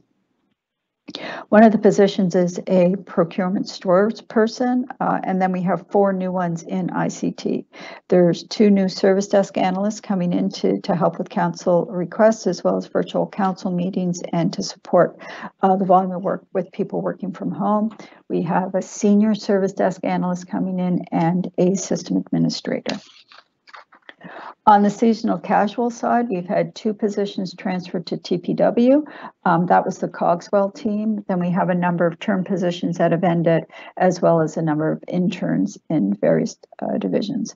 When you put all of that together, the net result is a decrease of 6 full-time equivalents in seasonal and casual for an overall decrease of 3 FTEs in the complement. Next slide, please. So this is more detail on the summary of changes with explanations in behind it. So compensation, as I've already said, is up around 2.3. The biggest reason for this is $1 million decrease in vacancy management. The vacancy management target that I had in the June budget was very, very aggressive. So we've loosened up on that by $1 million. There are the net new FTEs included in compensation, as well as ISA payments, step increases as per collective agreements, increases to workers' compensation benefits, as well as other benefits. Facility rental revenue is decreasing. We've had 2 leases terminated, Ambassadors at Bain Street, as well as a Springfield Hotel at Airtech, as well as there was an error in the tax portion calculation of some lease properties that we have to refund. Bylaw 530, this is the tax information bylaw, and it's the fee that we charge financial institutions when they pay taxes on behalf of homeowners that have a mortgage with them. So we are actually seeing the number of financial institutions that provide that service decreasing. So it's a decrease related to fewer mortgages. Contract services, these fall under external services and mainly related to the software licenses. As with fiscal, we are transferring some of the parking revenue to TPW. So these are the two lots that we had in finance under corporate real estate. So it's the Bell and Sackville lots. Increase in computer refresh. This is working from home, so it's people needing laptops instead of desktops, as well as having to refresh laptops for video conferencing capability. I think that's about 1,600 laptops, and I think like under 400 monitors that we're purchasing. The $400,000 for Microsoft licenses, this was removed as part of the recast budget. What this will do is allow full-time employees to have email. So I think it's about 1,200 folks. This is very important, especially with the business transformation we're doing through SAP, but as well for the CIO to be able to communicate to all employees with important information. Professional and consulting fees, I spoke about that a little bit before, so it's just a number of fees that we have out there. Budget transfer for the LED with TPW. We are seeing increased costs in the space that we lease from other property holders. So the data center, Mellor Avenue extension of Duke Tower, as well as increased utility costs. Computer software and licensing. This is just contracts coming due. So it's Brightspace, which is online learning, OpenText, Oracle, License, GIS. There's a whole suite that go into to make up that. Membership dues and training. This is still below pre-COVID levels. We do have a large number of professional staff in finance, asset management, ICT that require ongoing professional development and have membership dues that need to be paid. New contract for printing came in higher than we had anticipated. We actually had hoped to be able to save some money on printing with people working from home, but that didn't happen. And then we're transferring some software costs from Transit over to us to keep the costs where they should be, and then just some minor adjustments. So when you put all of that together, that is where the change of $5.324 million comes from for a proposed budget of $43,188,000. Next slide, please. We do have one over on the list actually, and it is that's to increase the nonprofit tax rebate for affordable housing from 25% up to 50%. That would start in fiscal 21-22.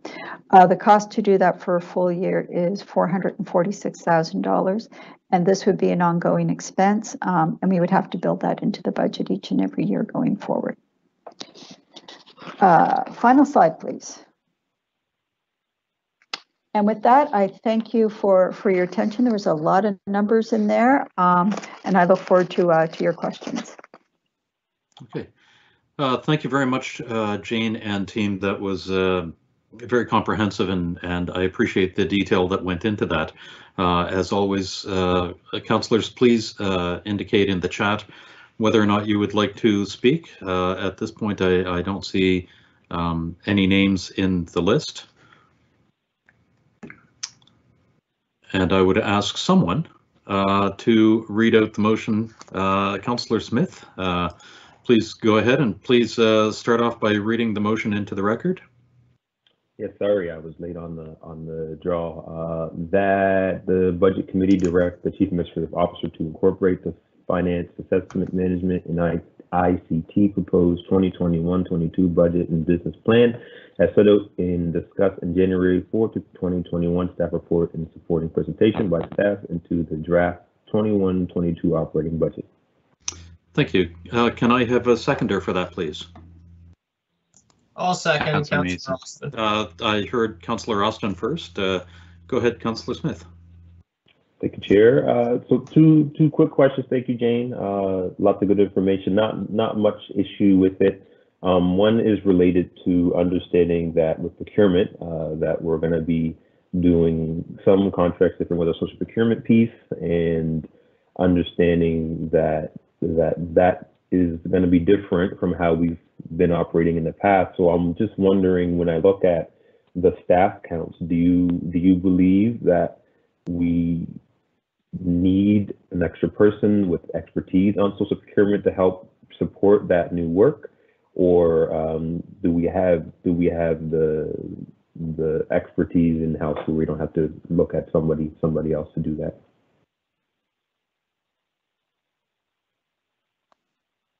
Thank you, Mr. Chair, through you to the councillor. So one of the things that we are doing, so there's two key initiatives going on in procurement right now, and they're both linked. So one is a redesign of procurement. So it's a realignment of the way that we deliver procurement services.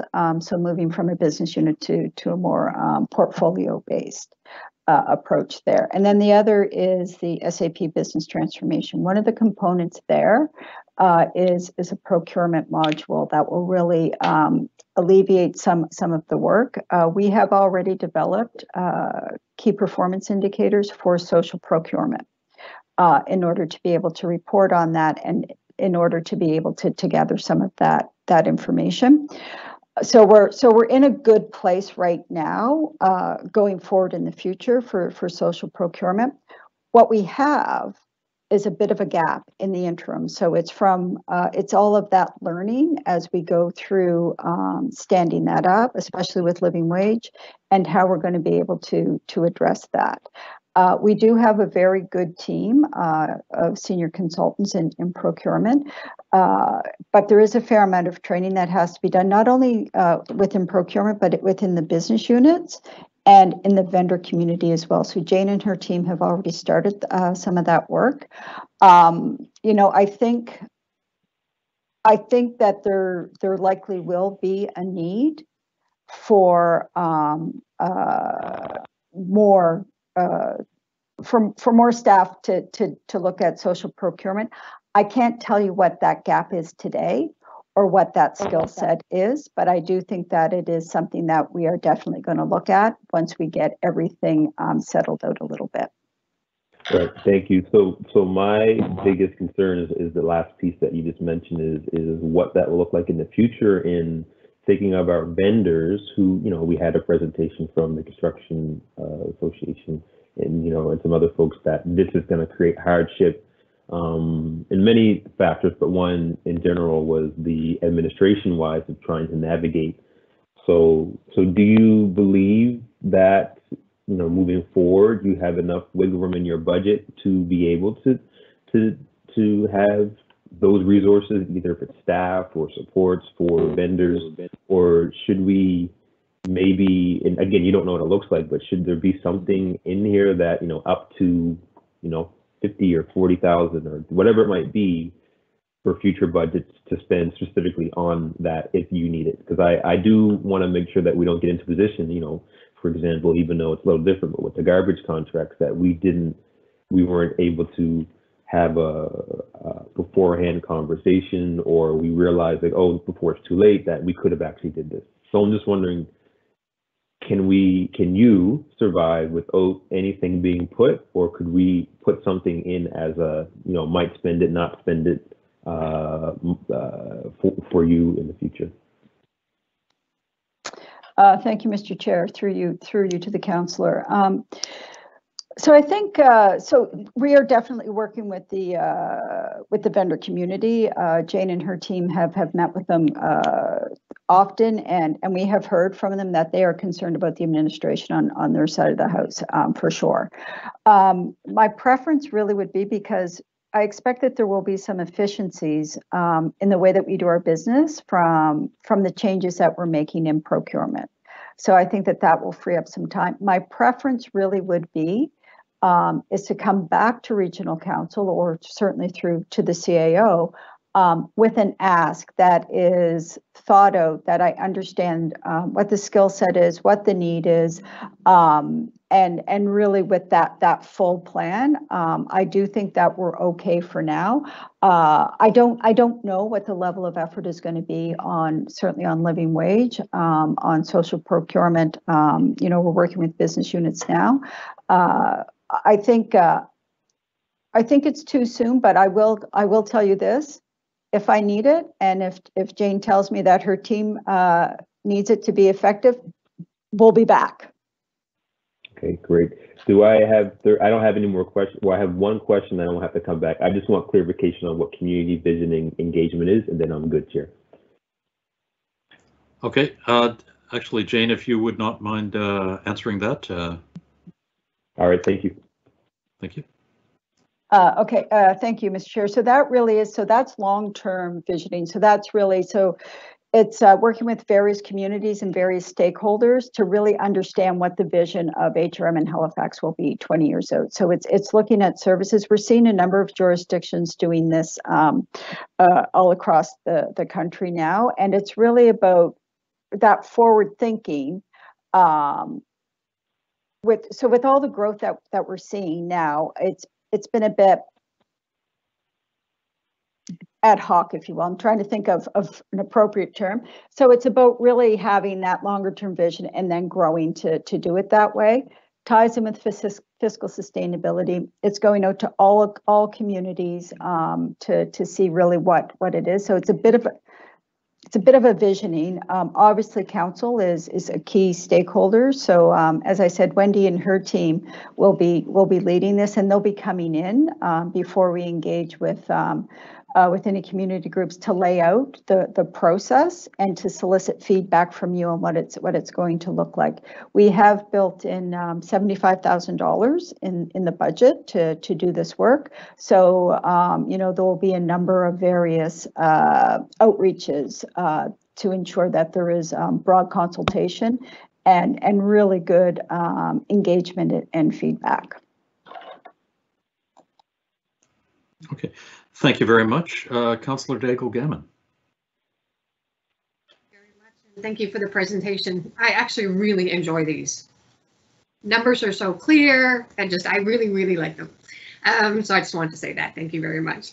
The question, Councillor Smith talked about on social procurement, if I might just add the comments that I have been on the other side of the table with the working group on social procurement and sat and worked with Jane Pryor, and absolute faith in her judgment around ability to cope, and that excellent collaboration that Jane does with the community it really is a compliment to HRM. So I needed to say that because I think she does a great job. The question I have, or comment I guess, is around the redesign of the community grants. And it's more just to say again, what a nice piece of work, because where it is all volunteers that are working on community grants, the easier and the more accessible that we can make that for nonprofit and voluntary groups, the better. So I think everybody is looking forward to that redesign, with great anticipation, and so they're really, really happy about that. The question or the comment that Councillor Lovelace made on area rates, I think if we could have that same kind of clarity around area rates, because I know the previous council paid a lot of good attention to area rates and some changes, but how the information sometimes gets communicated to the groups, the volunteer groups that operate with an area rate, I think that the more clear we can be, the better, and the easier that we can make it so that they can be accountable as well. People want to do good work, but they also most people really like being accountable, because then everyone has done their job well. On the increase on the over budget, the nonprofit tax rebate for affordable housing, is that particular to or part of it because we've added those 3 really good projects on affordable housing? Is that one of the reasons to increase the tax rebate? I'm sure in conjunction with something else, but does that also have a factor in increasing the nonprofit tax rebate? Thank you. That's my question. Thank you, Mr. Chair, through you to the councillor, and thank you for those comments about Jane Pryor. She does do an excellent job, and she has a good team with her. So on the over that we're recommending, that's really in recognition of the conversation around the council table of the need to help support nonprofit housing. So certainly we have a bit of a mismatch of the programs that we have and really the tax relief that's there. So this is an effort to help assist in that area, in the places that we can play easily within our legislative framework. So that's really what the driver was for that. Thank you. Okay. Thank you very much. Councillor Outfit. Thank you, Chair, and thank you, Jane. I dropped off for a second, so I may have missed this, but just continuing, there's two things. First of all, continue on where Kathy was just a minute ago. So, Jane, if we want to increase the amount there for available for tax rebate for affordable housing, then we're going to need to move to put that in the parking lot. Is that correct? That's correct, Deputy Mayor. And second question is, with the visioning exercise and the amount of money assigned to that, I'm going to ask a question to see if we might do the reverse here. Is that something that could be pushed out a year, since it's a long-term visioning exercise, which I don't question the value of, but if we wanted to free up a little bit of money to use towards the affordable housing tax rebate increase, could we push that out a year without the world ending? Thank you, Mr. Chair. So actually, the visioning exercise was on the books for 2021, and we delayed it or took it off the books as part of the recast budget to save the $75,000. You know, obviously, we can do it whatever we're directed, but it is an important piece of work, and it ties in with what we're trying to do on fiscal sustainability as well as strategic initiative funding plans. So it's really about gathering all that information to be able to move forward. But we would follow the direction, of course. Yeah, I'd probably be more concerned, I guess, if it hadn't been pushed out once. I think it was right to do it during the recast there in May. But okay, we'll leave that for now. But then, Mr. Chair, I think it would be appropriate for me to then move the increase of the tax rebate for affordable housing then to the parking lot. Mancini seconds that. Okay, thank you. And we'll have to update and discuss it, obviously, Chair, at a later date, but at least let's get it there to make sure it's just a placeholder. Okay, so at this point, we have a mover and a seconder for the over for finance to increase the nonprofit tax rebate for affordable housing from 25% to 50% starting fiscal 21-22. Do we have any speakers in the chat for that, or Councillor Outfit, would you like to proceed? I'm fine with just moving it there for discussion at a later date. I think it's certainly a timely item that we need to debate. Okay. And I don't see any further speakers, so I'm going to hand it over to the clerk for a vote.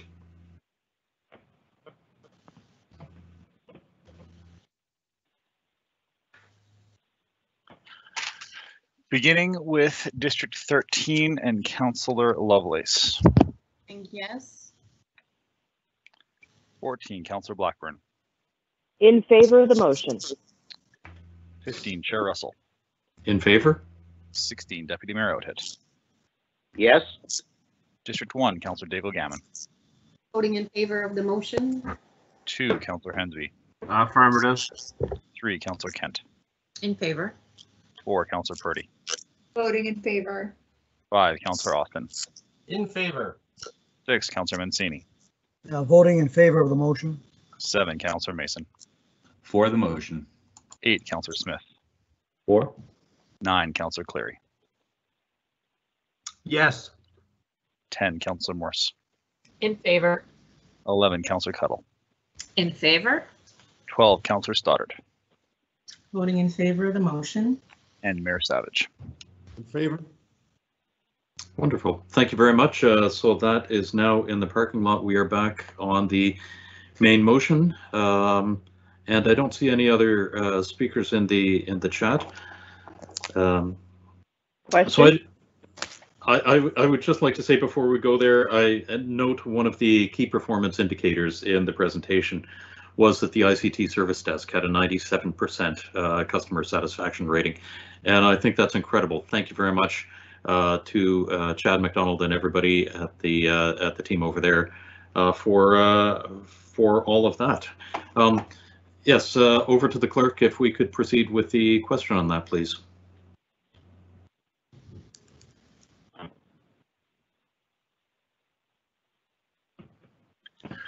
Beginning with District 13, Councillor Lovelace. Voting yes. 14, Councillor Blackburn. In favor of the motion. 15, Councillor Russell. In favor. 16, Deputy Mayor Outhet. Yes. District 1, Councillor Dale Gammon. Voting in favor of the motion. 2, Councillor Hensby. Affirmative. 3, Councillor Kent. In favor. 4, Councillor Purdy. Voting in favor. 5, Councillor Austin. In favor. 6, Councillor Mancini. Voting in favor of the motion. 7, Councillor Mason. For the motion. 8, Councillor Smith. For. 9, Councillor Cleary. Yes. 10, Councillor Morse. In favor. 11, Councillor Cuddle. In favor. District 13, Councillor Stoddard. Voting in favor of the motion. Mayor Savage. In favor of the motion, thank you, Jane and team. Yes, thank you, absolutely. And so that takes care of the finance, asset management, and ICT. We are moving along to corporate and customer services with Jerry Blackwood, and I believe we have a presentation again.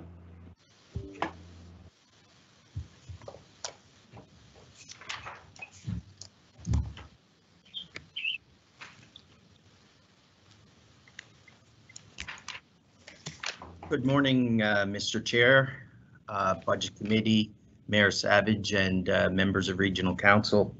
My name is Jerry Blackwood. I'm the Executive Director of Corporate and Customer Services, and I'm very pleased and privileged to present this morning the 2021-22 Budget and Business Plan.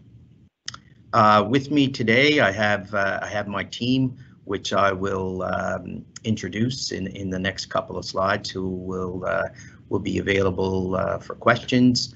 And also along there's my executive assistant, Maureen Drysdale, our business unit coordinator, Jenny Bowenis, and of course our finance business partner, Barb Wilson. And special thanks to that three to keep the team focused and on track during this budget season. Next slide, please.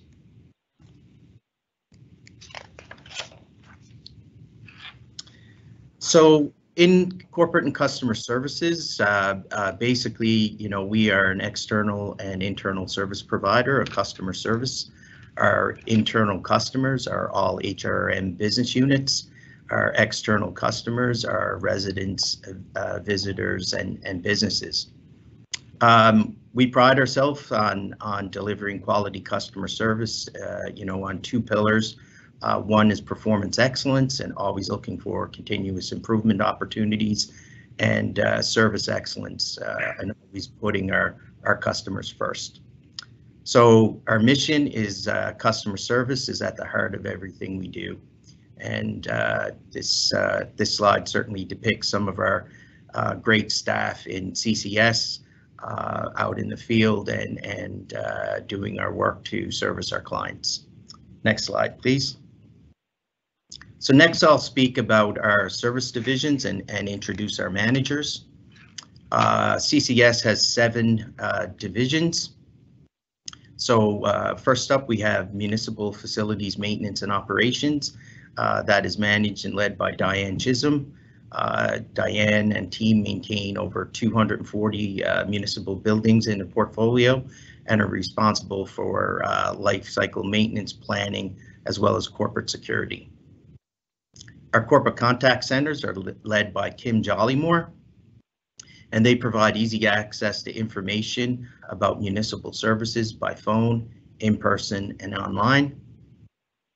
Our corporate fleet division is led by Scott Sears, and that is responsible for life cycle maintenance of our corporate fleet, which includes our fire emergency fleet, our police fleet of vehicles, and our municipal fleet of heavy and light fleet. So all municipal vehicles that are non-transit. Our corporate communications team is led by Brett and Murphy, and they're responsible for municipal communications, also including marketing, brand management, creative development, media relations, issues management, internal communications, and our corporate printing services. Next slide, please. Our corporate facility design and construction team is led by John McPherson, and as mentioned in previous council orientations, you'll get to see John a fair bit. We'll come into council with tender awards. John and his team are basically responsible for our capital plan on buildings. So all our major recap, our state of good repair, as well as our new building builds. Our organizational performance excellence team is led by Marion Curry, and this is a small but mighty team, and they provide leadership and support around continuous improvement engagements, change management, Lean Six Sigma methodologies, and always encouraging the practice of continuous improvement. And new to corporate and customer services is the corporate safety team. My colleague from HR, Caroline Blair-Smith, spoke about this in her presentation last week, and we agreed to move our small team of corporate safety specialists of 3 employees under the CCS banner, and that was mainly to do with growing out the corporate safety mandate and align it with our corporate fleet initiatives and our building maintenance and recap, as well as certainly receiving support from our communications division and our performance excellence division. Next slide, please. So the next couple slides are just some indicators on basically give everybody a little bit of feel for what CCS does. Last year, we completed $30.5 million of capital building work. That was delivered over 61 projects, and to date we have 12 buildings that are built to LEED standards. Our municipal facilities group maintained 2.9 million square feet of building space, and in maintaining that we completed 24,600 work orders, and we have 5 buildings that are meeting enhanced energy targets, and we're certainly reaping some efficiencies and savings from that as well. On our fleet division, we've completed work orders and maintenance tasks to the tune of 24,400 tasks and work orders. Next slide, please. Our customer contact centers have processed transactions. This would be our face-to-face walk-in centers, 104,000 for a total of $196 million in transactions. These would, the bulk would be taxation payments, as well as permits and construction permits. Our calls received at our citizen contact centers were 411,000. And emails that we receive at our contact centers was 10,000. And on our performance excellence side, in terms of growing out our culture of performance excellence, we have 529 employees trained in performance excellence, and of that, 267 are trained in Lean Six Sigma, which would be a combination of green belt and yellow belt training. Next slide, please. So next I'm going to focus on just some of the successes over the last year in CCS. So one, we completed construction of the St. Andrew Centre, which opened in the fall of 2020. That is a new construction which certainly exemplifies the diversity and inclusion values that John McPherson and his team certainly put in with the design and construction of new buildings. So around accessibility, community spaces, gender neutral washrooms, etc. I mentioned our corporate safety division joined CCS in April. They will be reporting directly to myself, as we grow out our corporate safety mandate.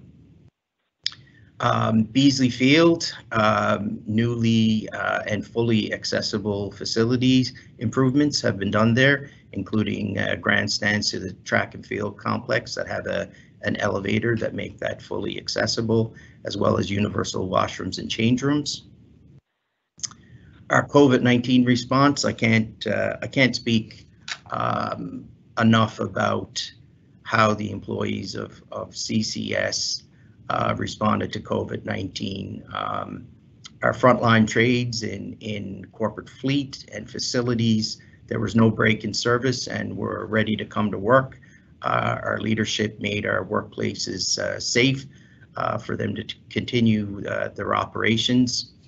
Our corporate safety team were deployed to the COVID-19 task force and did some incredible work there, along with some other deployments from CCS, from our organizational performance excellence, corporate communications, and facilities. And you know, with COVID, cleaning became what we call king. And you know, Diane Chisholm and her team, Kim Peterson, have done a tremendous job in increasing service levels to our public-facing facilities, and our frontline custodial staff did a tremendous job of adhering to those increased standards and keeping our workplaces clean and safe. Our facilities group just completed an internal process map for acquisition of and disposal of surplus property holdings. That is certainly a process that will keep lines of accountabilities drawn and certainly mitigate risk as we take on new buildings. Corporate fleet this year launched 12 hybrid cars in our capital acquisitions, as well as 2 hybrid SUVs. And very happy to say we've just tendered our first electrical ice resurfacer. And that will be finding a home in St. Margaret's Bay Arena when delivered. Thank you. Next slide. On our performance excellence front, we've developed online training and performance excellence benefits tracking tools. And we brought training in-house. So the first 3 years of our program, we used an outside consultant. That was about $100,000 a year, the cost on that. So that training has now been brought in-house. We've consolidated our security functions under corporate security. So we basically merged transit security and corporate security as one division under our facilities team. That had corporate savings of approximately $150,000. We continue to realize benefits from our CityWorks asset management program and the program we use in facilities to manage our work. And certainly that has created efficiencies and savings as well. Our communications team has been actively engaged in our public engagement strategies with our corporate business partners. For example, Shape Your City has over a 20% increase in registrants, and at least 15 municipal projects and initiatives are featured at any given time. And we'll talk about some of those projects a little further down in the presentation. At 311, we implemented an after-hours call service, which was outsourced to a third-party service, which resulted in $80,000 in savings. And we did an effective consolidation of our customer service centers. So we had 5 centers and we consolidated that down to 3, resulting in savings of approximately $600,000. So just these initiatives around performance excellence and continuous improvement on this slide, I think it's approximately a little shy of $1 million in savings. Next slide, please. So on our current and planned initiatives, some of our growth and asset renewal projects, we constructed the new fire station in Williamswood, Station 62.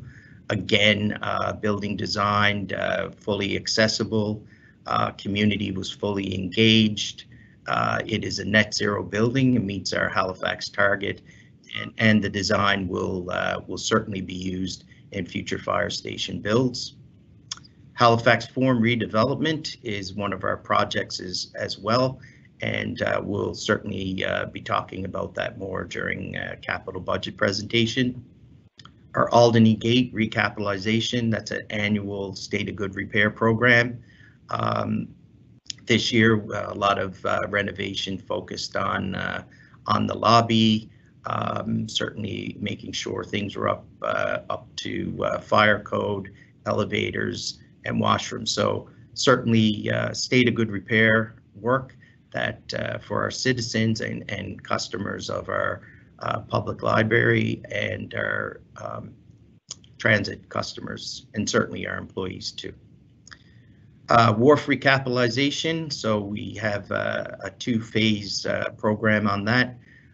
Last year we delivered on our recap on our wharf assets on the Halifax side of the harbour. It was a great project. It was all work done in and around our ferry terminal, and our focus this year is on the Dartmouth side. So we'll be doing recap and structural repairs on our Alderney landing wharf assets. Our Woodside Ferry Terminal project is a $12.4 million project, and that is in flight, and when finished, we will have targeted a 75% reduction in energy savings and efficiencies. And our McIntosh Depot, that is a big project that's coming forward. Happy to say tender close on that project last week, and John will be bringing that forward with a report to council soon for the tender award. Next slide, please. Other current and planned initiatives around our council priorities of communities in terms of inclusive communities. Diversity and accessibility is certainly a big initiative in CCS and within the facilities and design group. This year, I mentioned St. Andrews Centre. We're also getting ready to go to tender on our Needham washrooms, so they'll be fully accessible. We had accessible ramp upgrades, beach mats, and a new construction of a universal washroom at Penhorn Lake. I also mentioned the Baisley grandstands as being fully accessible as well. And certainly this year is a big planning year to meet provincial access design 2030. Those plans are on the way. We do need to do accessibility and infrastructure audits of all of our buildings, and we will be looking for partners to help us with that. And just to show our commitment to accessibility in CCS, we have two staff that are fully Rick Hansen certified. Next slide, please. On our environment initiatives, this slide deals with, Halifax and CCS's commitment to meeting council's direction on that. So, as you all know, our biggest place to make change in terms of energy efficiencies is around our buildings. So we'll be on all our new constructions, we'll be going with a net zero construction design. And on our existing buildings, we will be looking at deep energy retrofits. And this year will be a planning year, as I mentioned, with a roadmap to prioritizing our buildings. And then, of course, lining up the retrofits and the work with our capital planning and finances. Same thing goes for our municipal fleet. Like transit, we'll be moving forward with initiatives to decarbonize our fleet. The Halifax team we'll be bringing forward our electric vehicle strategy to council in the near future, which certainly provides for a bit of strategy around acquisitions. And CCS is also responsible for our fuel depots. So over the last couple of years, we've been working on some remediation work there. We removed the tanks and pumps at the police headquarters, and happy to say there was no contamination. And our next initiative is at the Turner Drive Depot, where we'll be replacing the underground tanks and pumps this coming spring. And so far, from our testing that has been done there to prep the site, that there looks to be no contamination. Next slide, please. From our administrative priorities on responsible administration and being a well-managed city, our corporate fleet will be taking on some initiatives there with our corporate business partners. We'll be looking at a light fleet optimization program, certainly making sure our light fleet is the right size, and certainly we're getting value for money there. Our vehicle compliance program has been started and moving forward. That is about meeting our legislative requirements under provincial and federal guidelines. And we'll be conducting, starting a project, fire emergency fleet operational review and optimization. This is essentially a performance excellence project that myself and Chief Stubing are co-sponsoring, and it'll look at basically standardization of fire fleet and looking at improvement opportunities around preventative maintenance and acquisition strategies. Next slide, please.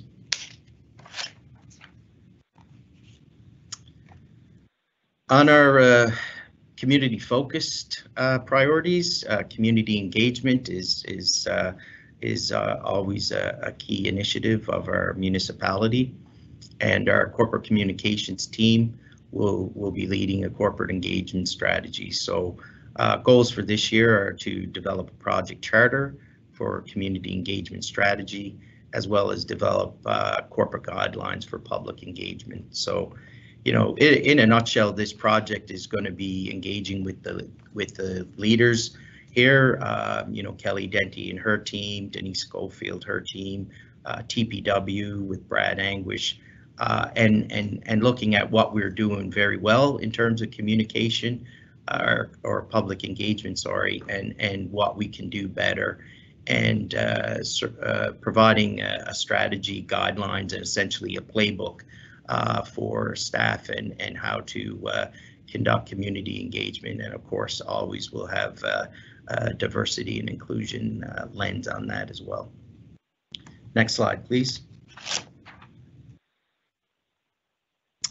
Around our administrative priorities around service excellence, our corporate contact centers will be moving forward with phase 2 integration of our telephony chat. Again, this is another accessibility initiative around access of information. The customer contact centers will be looking to partner with government in Canada on the video relay service, which is really exciting. This is a service where the contact center can liaise with a sign language interpreter with the government of Canada and provide information in a timely and clear manner to any of our citizens that may have a hearing impairment. And the other thing we're looking at is service level agreements in our corporate fleet and corporate communications with our key clients. We have these in place in our facilities with our facilities team, as well as our corporate contact centers, and they work really well. And we need to move forward with these in corporate fleet and corporate communications. Next slide, please. So speaking of service level agreements and corporate communications, and moving forward with service excellence, our corporate communications, we want to move forward with a client-centric service model. Most of you here were privy to this conversation last year when we tabled our budget last March, and it's certainly around a more sustainable model for corporate communications to proactively deliver services. So the goals of this are, enhancing processes and protocols, increasing focus on our social media, supporting the launch and an oversight of a new intranet, and establishing more formalized research, evaluation, and reporting.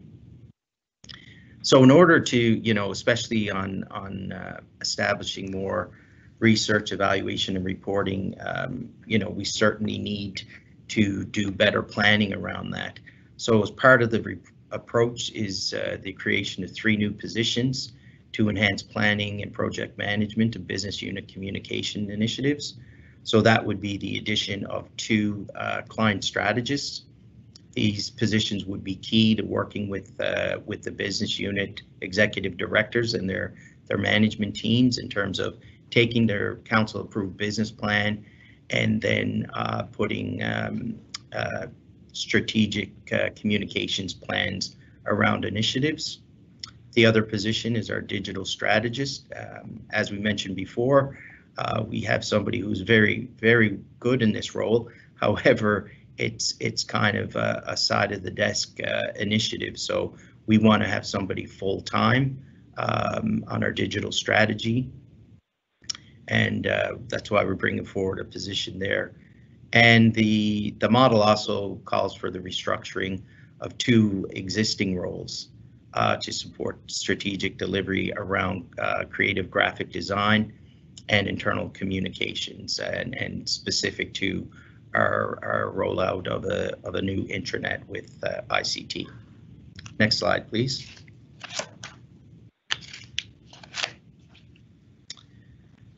So other service excellence initiatives, and this is more around innovative performance excellence. So our performance excellence program, I believe we're in year 4. So we'll continue with leadership projects around Greenbelt projects and corporate projects. Continue to provide training and leadership opportunities. And I mentioned before, we developed a benefits and saving tracker has been implemented, so the business units can report on their performance excellence benefits and any cost savings. And our customer service strategy has been updated with KPIs to assist business units with tracking success. Next slide, please. On our administrative priorities of our people, always first and foremost, a healthy and safe workplace. I talked about COVID-19 and our stringent cleaning requirements that will continue. And as I mentioned before, moving forward and growing out our corporate safety strategy. And some initiatives under that are continuance of the safer leadership model, moving forward with our corporate lockout tagout program, as well as our automatic external defibrillator program. Under diverse and inclusive and equitable environment, meaningful partnerships, CCS works very closely with post-secondary institutions, particularly around trades for recruiting in our facilities and corporate fleet department. And always first and foremost is a safe, respectful, and inclusive work environment. And one of our initiatives there is an assessment of our washrooms and any upgrades we need to do within our business unit. Next slide, please.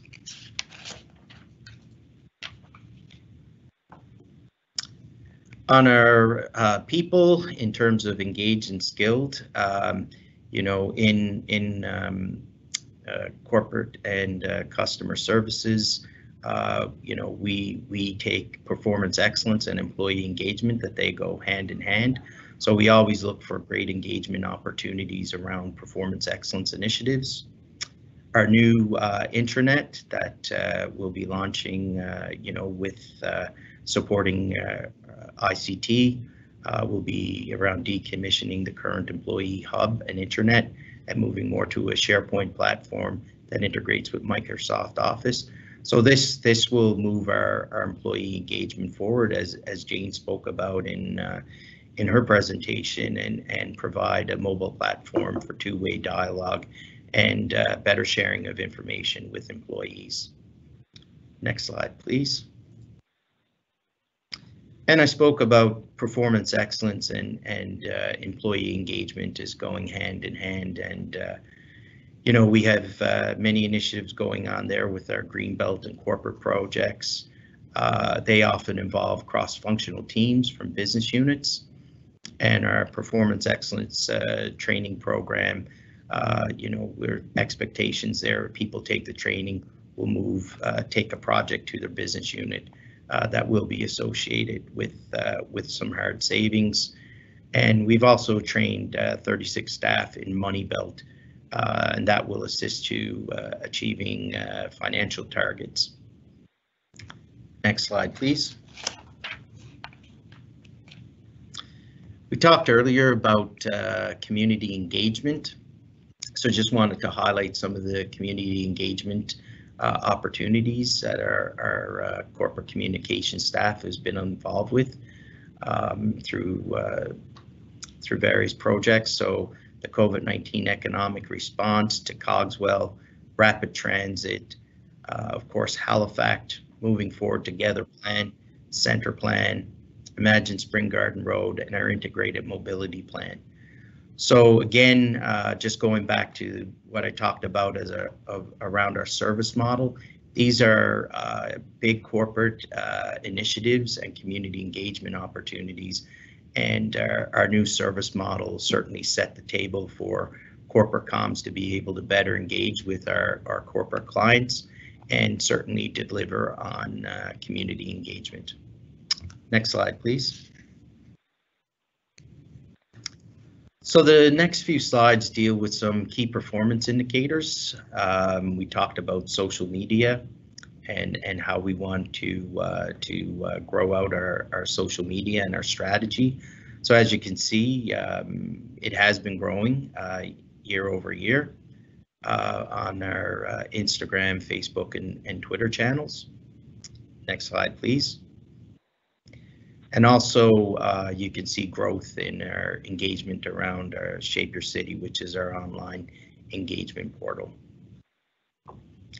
Next slide, please. Next slide deals with call volumes with our corporate contact centers. So as you can see, we're always somewhere in the space of around 400,000 calls a year, give or take. A lot of those can certainly be driven by weather events, snow or hurricanes. And this year, I think, you know, that number was, I think, at the end of November. So I think we're probably up more around 280,000 calls year to date. One thing I would like to say is 28% of our calls are handled by our IRB. So that's pretty impressive when people can come into our telephony system and they don't have to go into a queue and maybe have to wait to get their information. It can be put there up front. Next slide, please. And also with our corporate contact centers, our quality and accuracy are always certainly near and dear to our hearts. It's how we conduct our business, and it's measured daily. So the industry standard for call centers are 80%, and year to date we're at 82%. but something we're always focused on, from our management team to our agents. Quality is very important. Next slide, please. The next slide deals with operating costs for kilometer for just municipal fleet. This does not include police or fire. As you can see, costs can be variable, and you know, for a corporate fleet, again, you know, variable costs, certainly fuel is a big one, as well as you know, kilometers driven, right? So that can be variable with respect to the amount of operations we need to do, especially around snow clearing, for example. Next slide, please. The next slide deals with our municipal facilities and maintenance work orders. So Diane tells me that, you know, in terms of the BOMA standards split between demand work orders and planned work orders are usually industry standard around a 60-40 split. So we're kind of in that box there. Obviously, you want to have more planned work in terms of preventative maintenance as opposed to demand break fix. But I think we're improving on that with the implementation of our City Works asset management tool and how we manage our work in that system. Next slide, please. So next we're going to be getting into the numbers here. So this slide is a high-level overview of expenditures and revenue for CCS. Overall, the budget that we're tabling here today and presenting is a budget of $41.5 million. And happy to say that we came in on our target set by finance, and that it's 1.9% below the budget that we tabled last March. I'm not going to spend too much time on this slide because there's one at the end of the presentation that will certainly take us through some of the deltas and some of the bigger items in terms of increases and reductions. Next slide, please. This slide again basically breaks down our budget in terms of our divisions from the director's office to organizational performance excellence. So still, you know, an overall budget of $41.5 million. Next slide, please. Our staff counts, just to provide a little bit of context here. So our overall staff counts is a small increase of 0.2 FTEs. So just take you through, there's some moving parts on this in terms of that delta. We, as I mentioned before, 3 corporate safety positions were transferred to CCS from Human Resources. And then going the other way to the CAO's office was 1.8 FTEs that were part of our regulatory modernization program that were transferred to the CAO's office in April. I talked about our consolidation of customer service centers, which resulted in 2 customer service centers closing, which eliminated 5 positions. And our new service model in corporate communications adds 3 new positions, as well as 1 position in corporate fleet for our police garage. Next slide, please. So this slide is basically a summary of all our budget changes. So you know, starting with our recast budget last June of just shy of 37 million. So with respect to compensation changes, we had quite a few vacant positions at the time, and you know, with buildings being closed and no programming going on, we reduced overtime, and we also took a pause on new positions that were proposed last year. So that effect was $1.8 million. And then our next adjustment for compensation was just around union adjustments with new contracts, as well as ISA adjustments and new positions that transferred in. So the net 0.2 FTEs that we just discussed.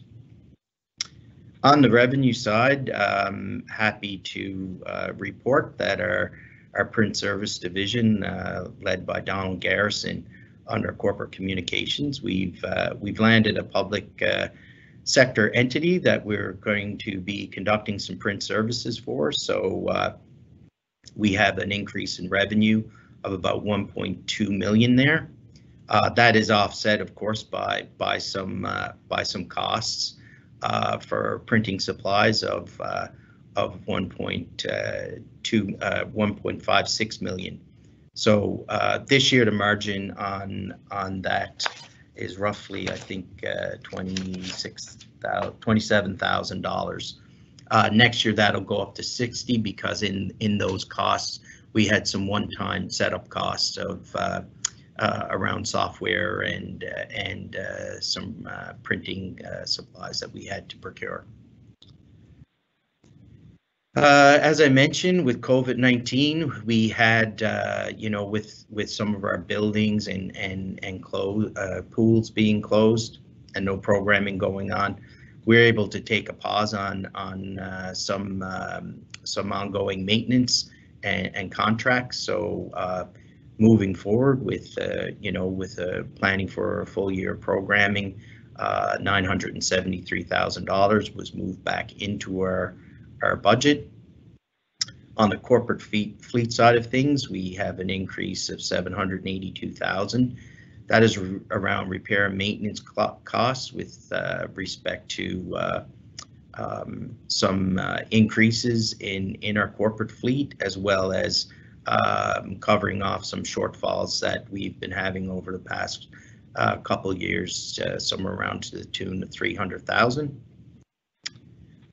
Next two lines are just some add backs with regard to training and conferences and supplies.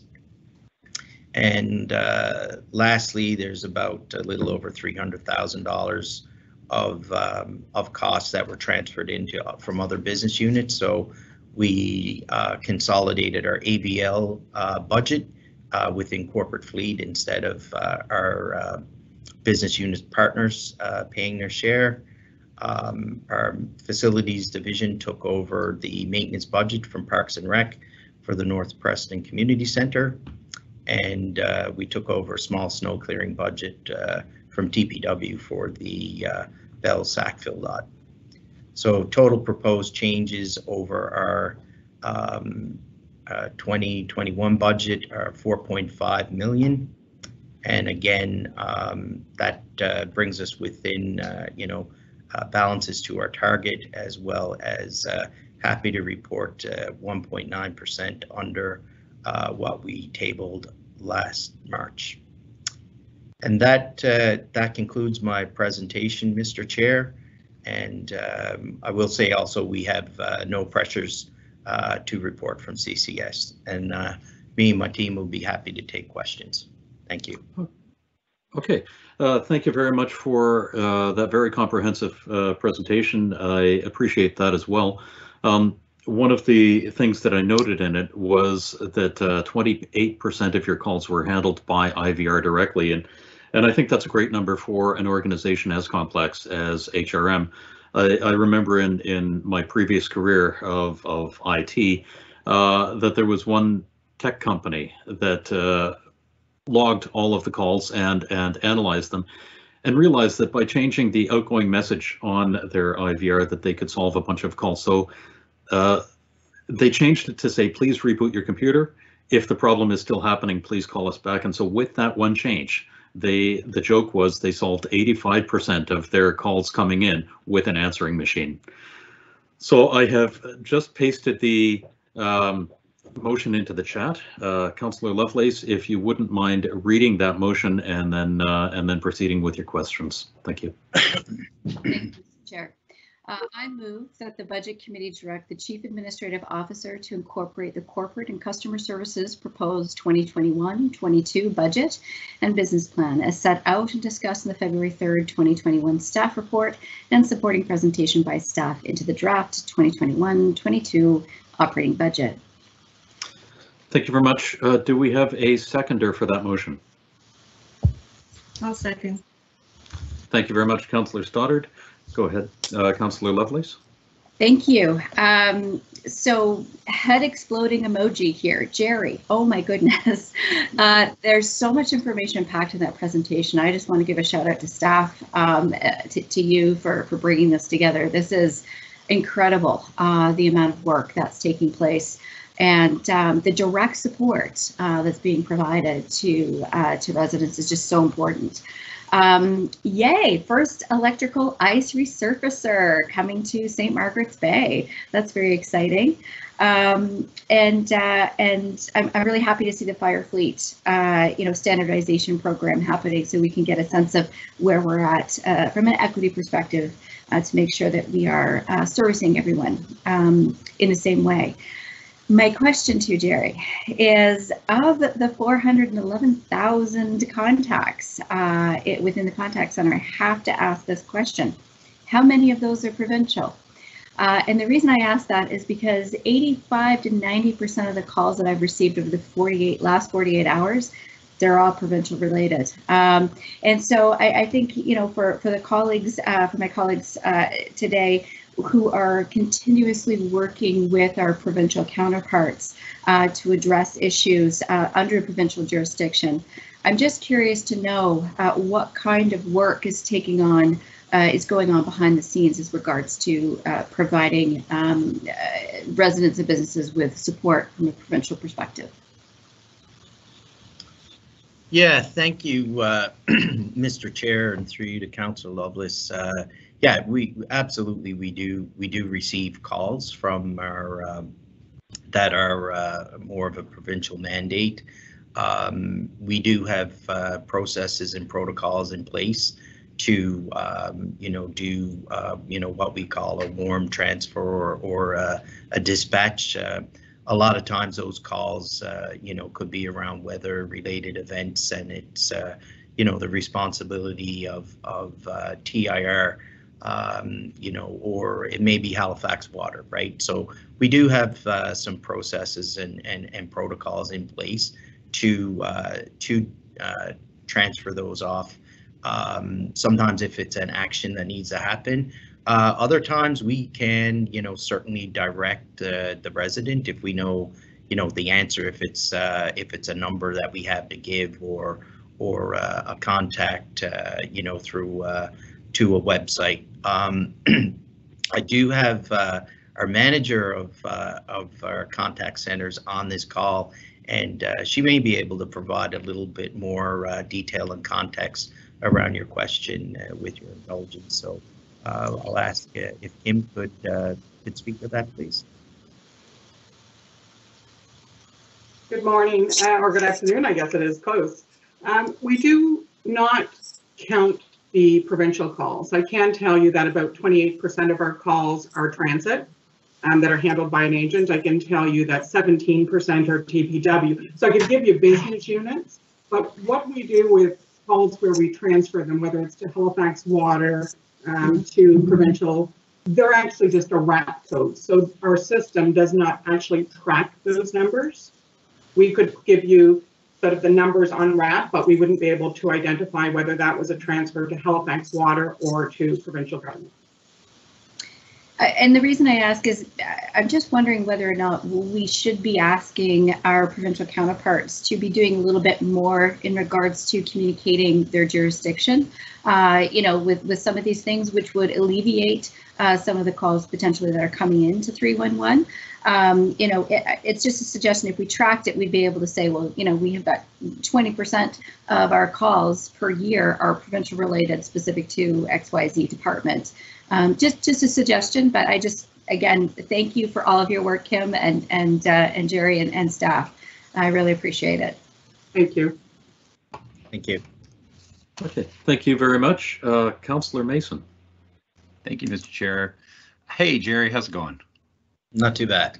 Yeah, this is this year has been, I imagine, extremely stressful for you with provisioning a city that can't actually get together and meet anymore. And I really appreciate the work you and all your staff have done supporting that effort. I don't really have any, I have one tiny thing to talk about now, which I'm going to take the advantage of, knowing it's probably more of a capital ask, and that's coming later. But I wanted to tee this up for you, and I know Jane and Jacques are on the call, and it's about fleet, and it's specifically about sidewalk and bike lane snow removal with the in-house crews. So I know that this is something that's been flagged by our snow manager going back to Trevor Harvey 2 or 3 years ago, is that the tracklesses and the various other, the Kubotas and whatnot, are getting older and have been prone to breakdown and spend a lot of time in the shop. And I know from having been involved with this for the last 8 years that we've kind of gone, you know, it's not really about whether the KPIs are being met for buying a new piece of equipment or whether or not the equipment should be sent in to get a full factory refurbish at the dealership or anything. You know, for me, the only KPI that matters is we've gone from downtown being done better than anywhere else to not being done as well as the contractors. And that's what we've seen the last 3 days. It's very timely to have this conversation, and I almost feel bad for you, frankly, because it's like, you know, I know, because I just got an email that we're still having trouble getting Salter Street cleared in downtown next to the Maritime Center, which is really problematic because of the construction that's happening on Barrington Street and the moving of the main entrance into the building during construction. So when we have, and I know this has also been an issue on the Dartmouth side, so for council, we have 13 routes and we only have 13 machines, 7 are on the Halifax side and 5 are on the Dartmouth side. So that means as one breaks down, we don't have any slack or capacity. And then on top of that, the machines are old and they are breaking down. So I'm wondering if you can give me some comfort, Jerry. I know that the plan, I'm told, because I was pressing poor Stephen quite hard this morning about it, that the plan is that 2 may be bought as a replacement. But I'm wondering if you'd speak to what are the plans for maintenance, what are the plans for referral, where are we at mean time to failure during snow events, and should we not have a spare on both the Dartmouth and Halifax side, so when the inevitable breakdowns happen, that we can maintain the service levels. Thank you. Yeah, thank you, Councillor, and certainly, you know.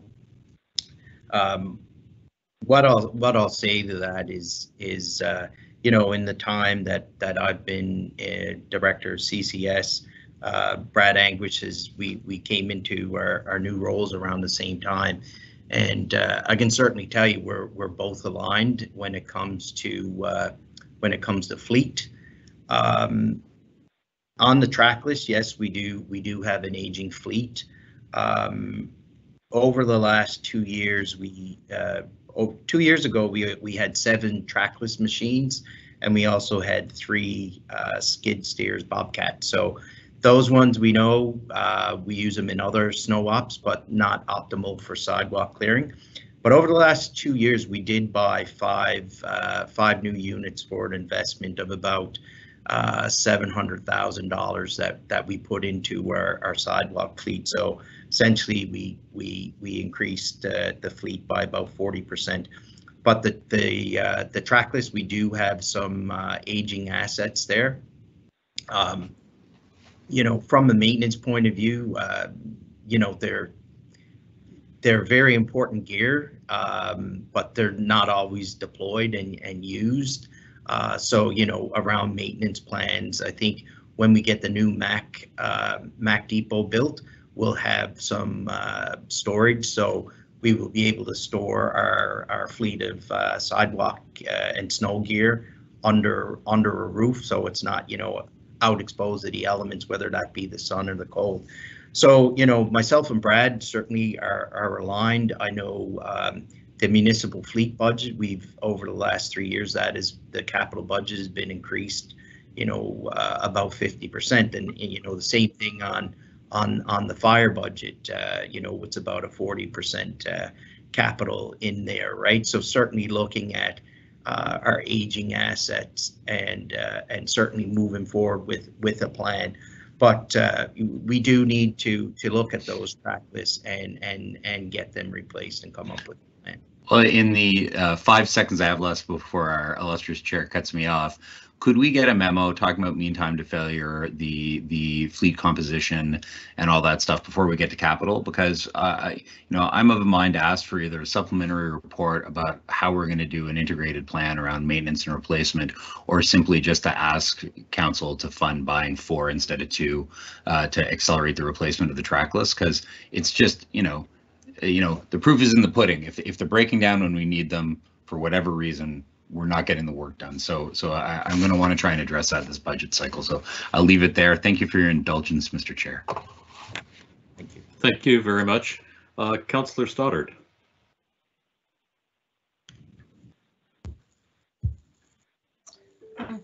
Thank you, Mr. Chair. I wanted to take the opportunity of thanking Jane and her staff foremost for this presentation.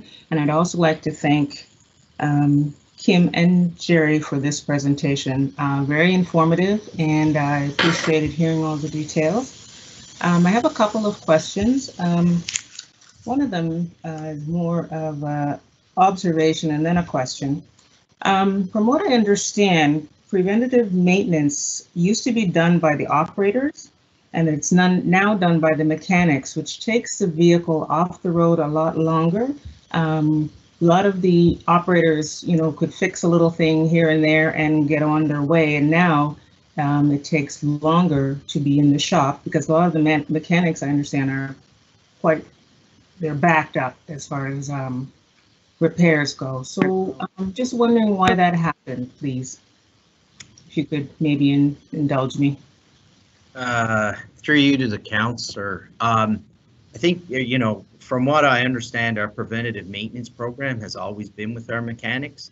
However, there is a role certainly for an operator of equipment to, you know, to execute, and certainly, you know, that's under our corporate like compliance program. So, you know, any good preventative maintenance program is around, you know, the operator for the equipment, doing your pre-trip and post-trip inspections. I think that can be, you know, no time more important than after certainly a big snow event. You certainly want to make sure your post-event inspections of your equipment are done, and those vehicles can get to our corporate fleet department to be fixed. In snow events, we do basically deploy mechanics to the public works depots so that they're at the depots to assist with any quick fixes that need to happen. But you know, preventative maintenance on equipment, you know, has always been done by our mechanics, and you know, I certainly think that's under our collective agreements as well. That it's the trades that do those type of repairs. So, you know, I'm not talking about, you know, putting on a new set of wiper blades or maybe fixing a mirror, but any type of preventative maintenance would be, and, you know, always be done by our legal department. Thank you. In connection with 311, I must say they provide an excellent service, and they're very well positioned. But I'm just wondering, with the wide range of services that they provide, how long would their training be? They deal from everything from transit to snow clearing. So I'm just wondering, do they have an opportunity for extensive training, or basically how long their training period would be, please? Yeah, absolutely. Before a new agent to our 311 service, goes on the phone and takes calls. They get put through a robust training program. I believe it's approximately 6 weeks, and then the training program, they're transitioned onto the phone, so they would take some calls, and then they would be given feedback around that. But I think the program is 6 weeks. I will say our 311 service, we do have a dedicated trainer because we're always moving new agents in. It is one of the entry points sort of into our organization, where people apply, they come in to get trained, and they move on to other business units. But I believe it's around 6 weeks, and I'll ask Kim if she wanted to jump in on this one if there's anything I missed. Thank you.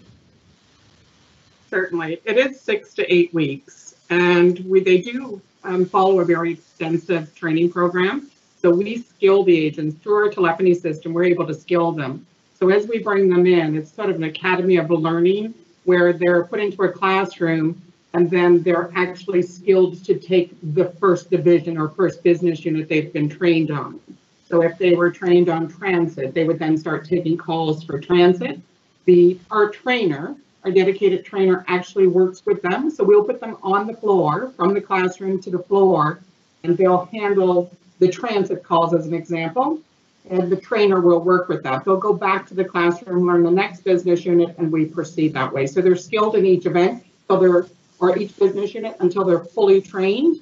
And even once on the floor after the 6 to 8 week training program, they remain with the trainer for support for another 2 to 3 months. Thank you. I'm not sure how much time I have left, Mr. Chair, but I'll try to squeeze in one more question. Just wondering how you monitor COVID procedures on your HRM vehicles, and especially the vehicles that are shared by more than one person. Thank you. Yeah, thank you. So there is, I mentioned earlier the COVID task force, which is assembled under the leadership of FIRE with a lot of corporate stakeholders involved. Part of was the corporate safety team. So they develop protocols for, safe workplace, work practices, vehicles, have cleaning supplies within them. So, and of course, any crew trucks, masks, PPE is available in terms of gloves and all the cleaning supplies. When trucks or vehicles are brought over to corporate fleet, there's an expectation that they be wiped down. Our mechanics, when they bring them back, will wipe the cars down as well. In cases where we've had COVID exposures in our workplace, we have sent the vehicles out for a deep disinfectant to a vendor, or actually had that vendor come on site. Thank you. I appreciate that. Thank you very much. You're welcome. Okay. Thank you very much. Councillor Mancini. Thank you, Mr. Chair. Jerry, good to see you. Just a little bit going on in your department, right? You have room for a couple more groups that we can throw in there. And, nobody else wants to give it to Jerry. He'll take care of it. So it's amazing. Just very quickly, I want to start with corporate contact center, and oh, my screen just went blank. Am I still with you guys? Hello? Yes. You are, yes. Oh, sorry. My screen went blank. So thank you. Jerry, the corporate contact center, I'm glad that Kim is on the line. I just want to take this opportunity to thank the men and women that work in that team. I know they're getting hammered these last few days, because we are also, but when what hits the fan, whether it's a big storm or a hurricane, the 311 center is front and center. And to my newest colleagues around the table, if you have not visited 311, you should go visit it, and maybe they'll even let you answer some calls to give an appreciation of what goes on down there. So Jerry and Kim, thank you for the work that your team does down there. The question I have is around the corporate comms, and it's evolved quite well over the years, but I still have some challenges when it comes to corporate comms.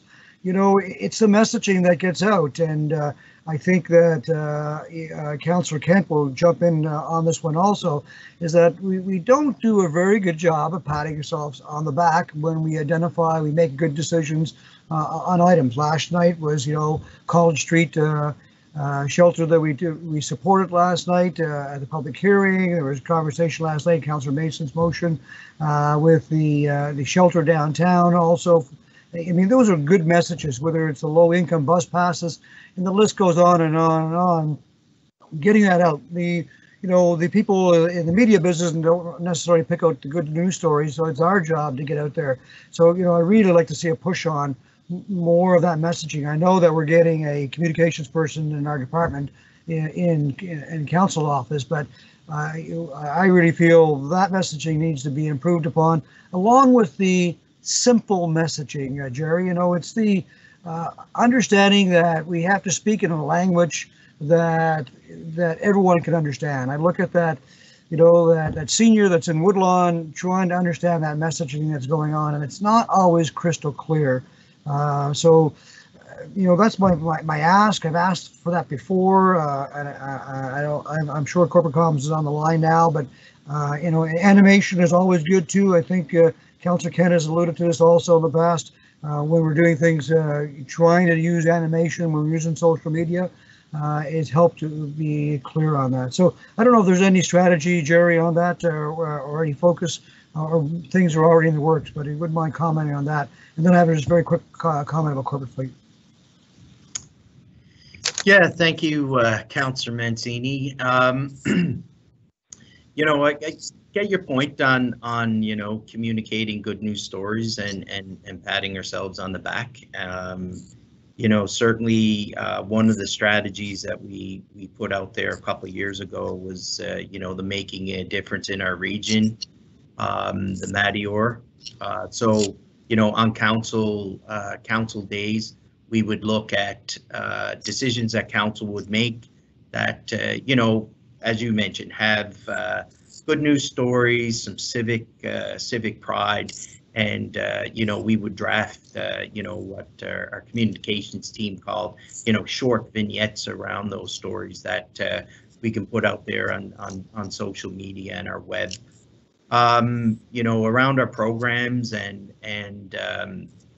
things like that offered. You know, certainly promotion through our website is one thing.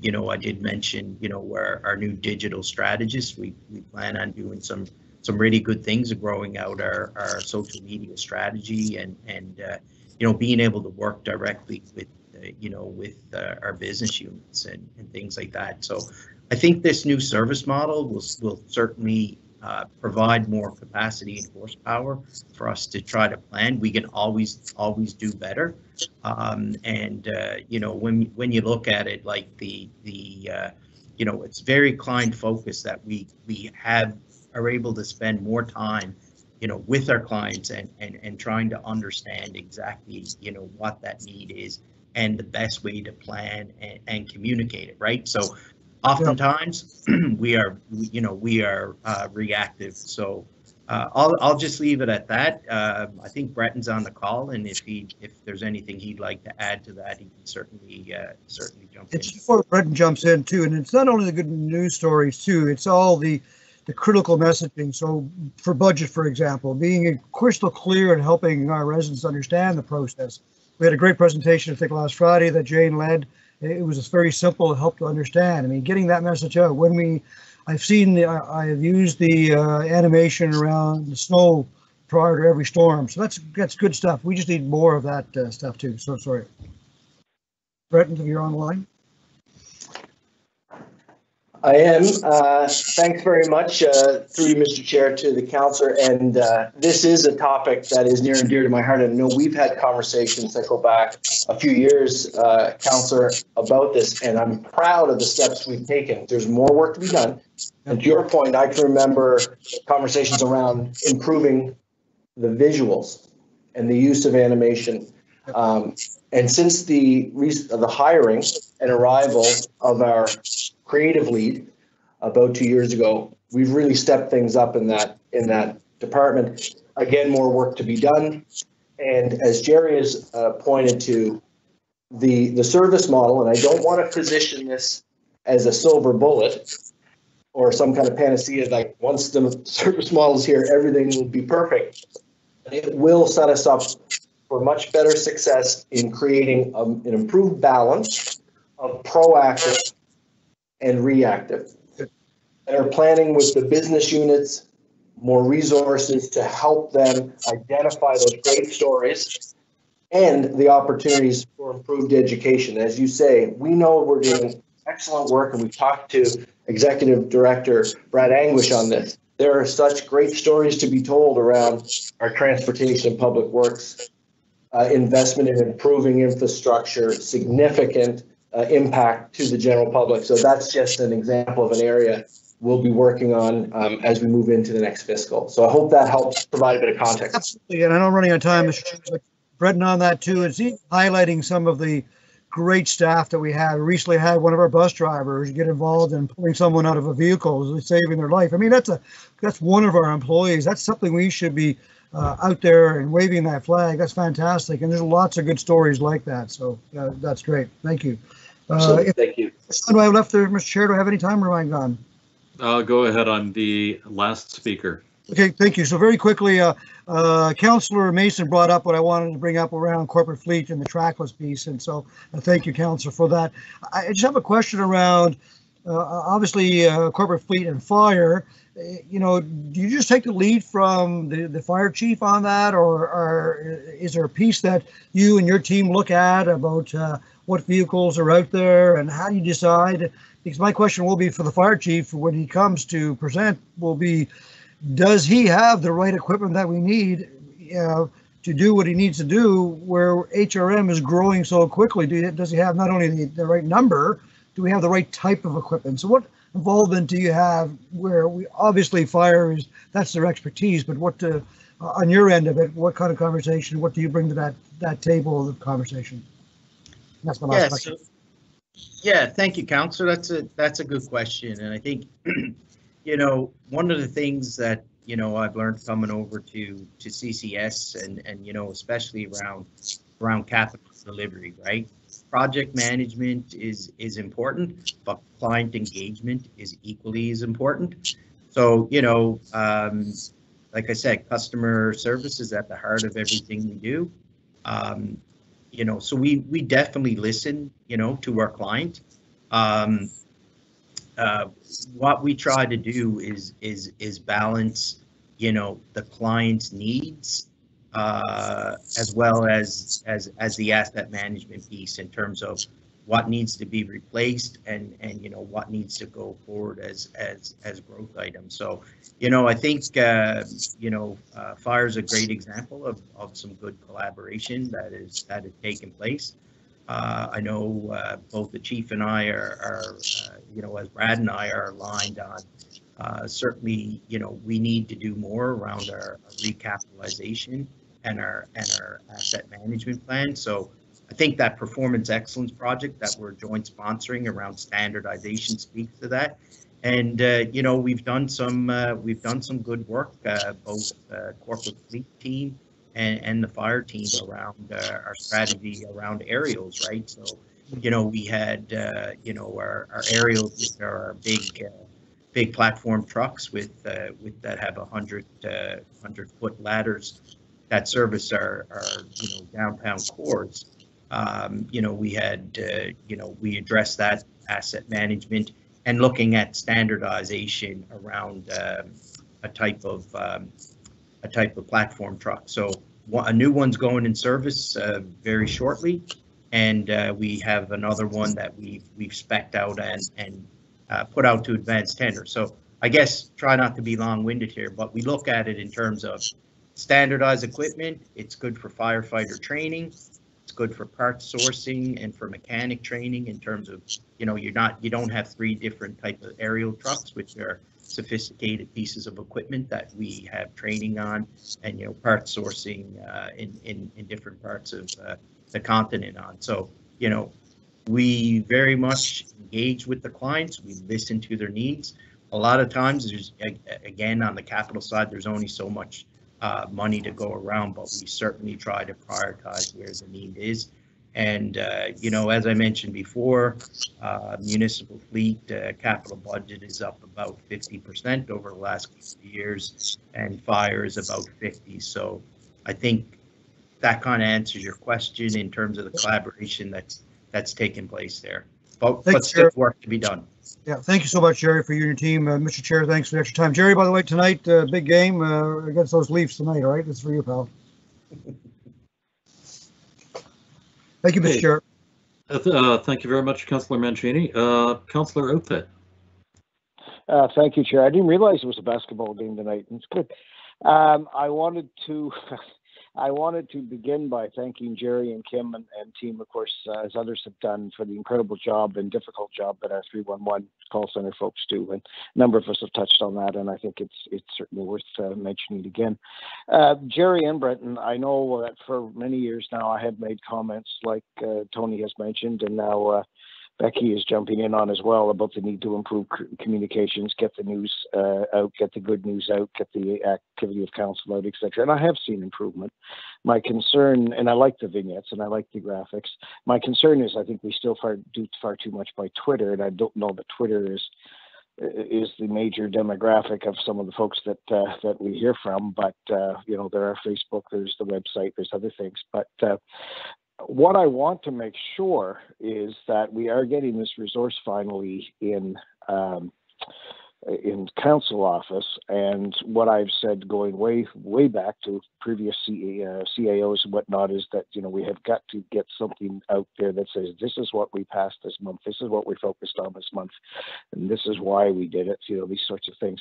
So has it been determined yet how the new role is going to shake out between the communications resource for the council office and Brenton and his team and Jerry, ultimately you, of what sort of things they would be doing differently if we need a PSA, if we want a recap of a council meeting, if we want to, you know, these sort of things. Has this all been determined yet, how this will work, and who will be leading the correspondence, if you will, on about the council meeting and results, and what council is doing and why? Has this all been resolved yet, or are we waiting till the person's in place?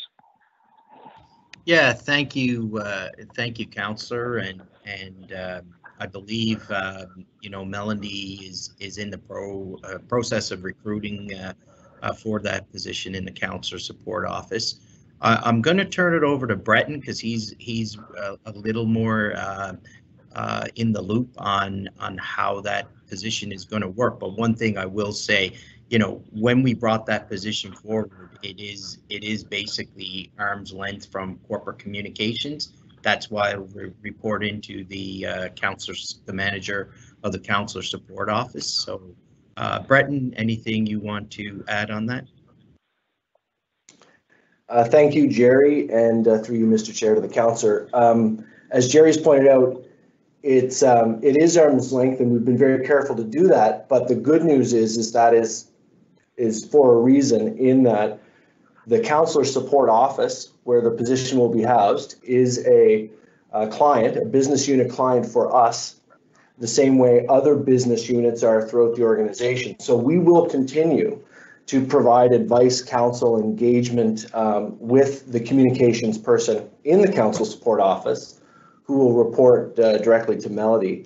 And as well, in developing the position, I've had the good fortune of working with Melody directly, providing some input on what I think the skill set and the role should be like, based on what I understand to be the needs. And it's very clear there's a great alignment there between the Councillor Support Office and corporate communications. And not to get into too much detail about roles and responsibilities, but definitely this position has been identified as providing support for council in communicating to residents. And as I know, Jacques, our CAO, has also made clear, it's that space of focusing on fact and information as opposed to political content. So we leave it, of course, to the elected officials to speak about opinion and position and whatnot, but we will be supporting, through this position, an ability we'll be able to leverage another resource under Melody's direction and with our collaboration to help get the word out about what council is doing and the impacts. And that individual will be drawing from information available from business units, from corporate communications as to what the administration is doing and saying about initiatives, and then allowing for that to be further amplified through the channels through the council support office. So I hope that clarifies things, and I do want to just stress that there will be a very collaborative relationship between that position and our department, the same way we support other business units. I am very encouraged to hear that, Breton, and many thanks. I'm excited about this, looking forward to it, and it is a matter about getting facts out rather than opinion pieces and whatnot that may get out from other sources. And I don't think I'm looking for political spin and that sort of thing. I'm just looking to get the facts out. This is what we passed, this is what we're doing, this is what we did and why. And I think we see that with our newsletters and how well they're received and whatnot, and I think there's an appetite from the public for that. So very, very pleased with the approach you're taking on this, and thank you. Okay, thank you. I don't see any other speakers in the chat, so I'm going to take just a few minutes. I've got a few questions. Councillor Outhit had mentioned.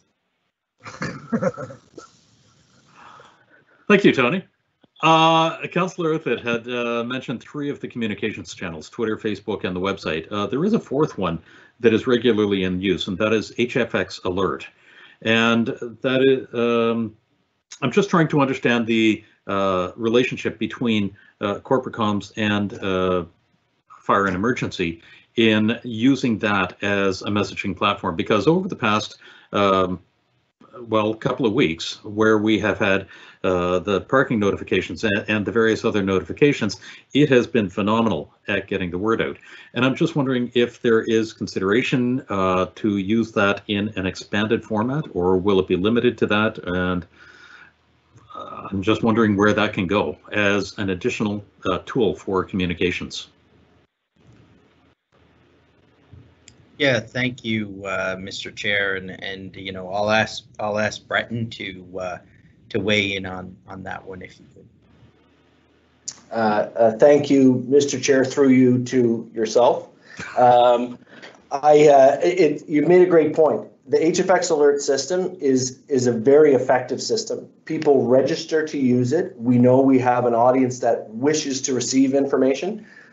The governance of this tool rests primarily with and through our emergency management division.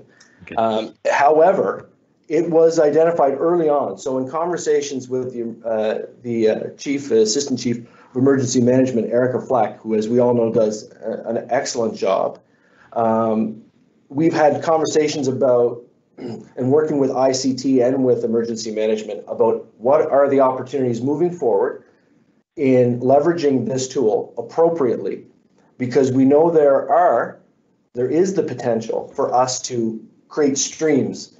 And if people were interested in signing up for particular information, how might this tool be used? But we are very careful. We need to be measured in this approach as to the boy who cried wolf factor, and not overusing a channel where people confuse a very important and critical message about an evacuation or an immediate response that's required, that's about health and safety, versus a nice to have notification. But the short answer to your question is we have had discussions about how to further leverage the tool, and that's something I can take away and discuss with Erica so that we can ensure council is updated as to potential next steps. Okay, thank you. I very much appreciate that. We do have another app, the Halifax Recycles app, which is absolutely phenomenal at what it does in giving us alerts and notifications about the about when and what we put on the curb, and so that might be another avenue to consider if there is an app that is similar to HFX Recycles that is just an expanded form of that, so it doesn't interfere with the emergency nature of HFX Alert. The second question is about the IVR responses. I mentioned earlier that 28% of the responses are automatically done through the IVR, and I think that's phenomenal. Do you analyze the calls and determine what other calls would be able to be made with an automated response?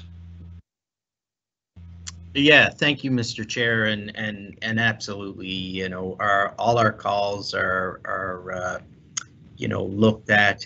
Certainly, they, you know, each call has a code put on that, and certainly based on trending, Kim and her team would look at you know, how to change up on any upfront messaging that may be predicated by a weather event or some other circumstance that is going on. But I think that's something that's you know, always actively being looked at in terms of how we can better position that upfront messaging. And I'll certainly you know, open it up to Kim if there's anything she'd like to add on that.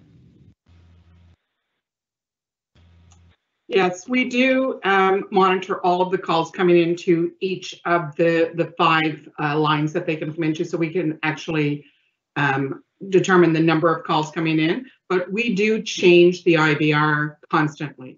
So we really watch the trending of calls coming into the center. We do change it up. You know, with the recent weather event, you know, we were past standards because we were past the 30 centimeters of snow. So we quickly updated the IVR because we saw the number of calls coming in for that. That would then deter or, you know, move them through the IVR, allow the agents to work with customers. We change the solid waste as needed, transit as needed. So constantly watching the trend of the calls and working with our business units to make sure we're putting upfront messages that match their service delivery.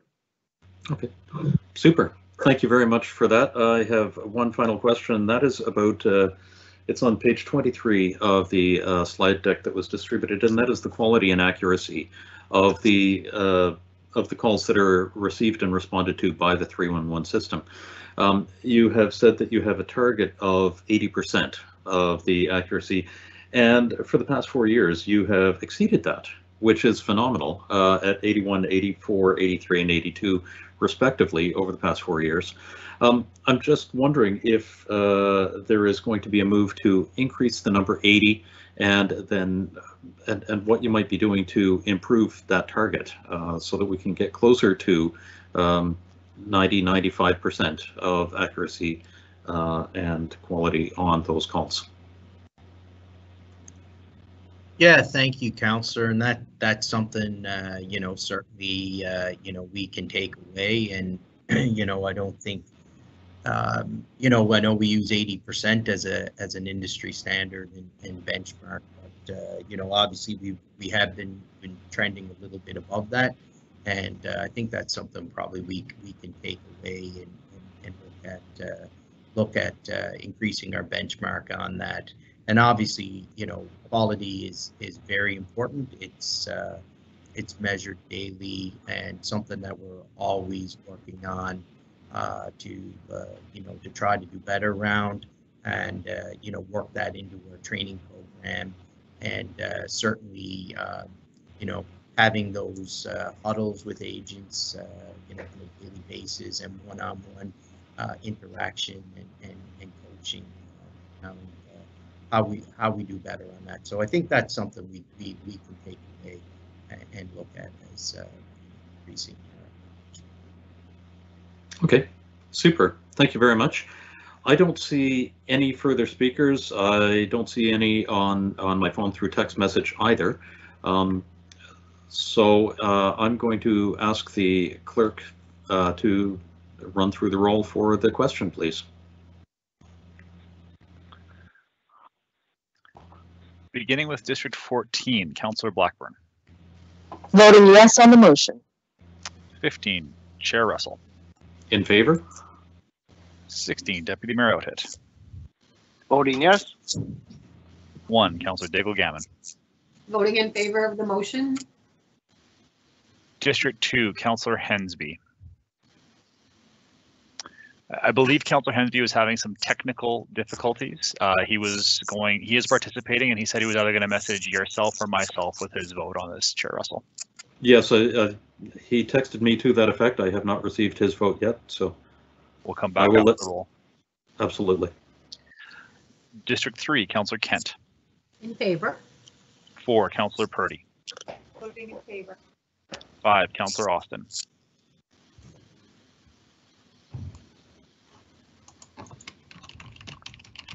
Councillor Austin.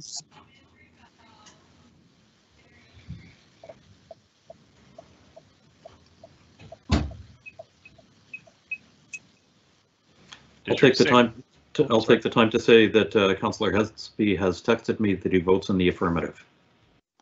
Thank you. District 5, Councillor Austin, can you hear me? District 6, Councillor Mancini. In favor of the motion. In favor. Thank you, Councillor Austin. Stuck on the mute button. District 7, Councillor Mason. For the motion. 8, Councillor Smith. 4. 9, Councillor Cleary. Yes. 10, Councillor Morse. In favor. 11, Councillor Cuttle. In favor. District 12, Councillor Stoddard. In favor of the motion. 13, Councillor Lovelace. Voting yes. And Mayor Savage. I believe the mayor has stepped away from the meeting.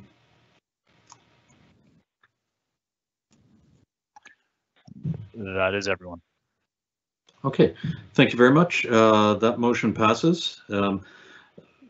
Councillor Kent, I saw that you had a question about the cost associated with the item added to the parking lot. This was in the Finance, Asset Management and ICT budget. And by my notes, it shows that it's $446,000. Jane, if you're on the line and you could confirm or correct that. Thank you, Mr. Chair. Yes, that is what the amount is, and it would be an ongoing budget ask. Wonderful. Thank you very much.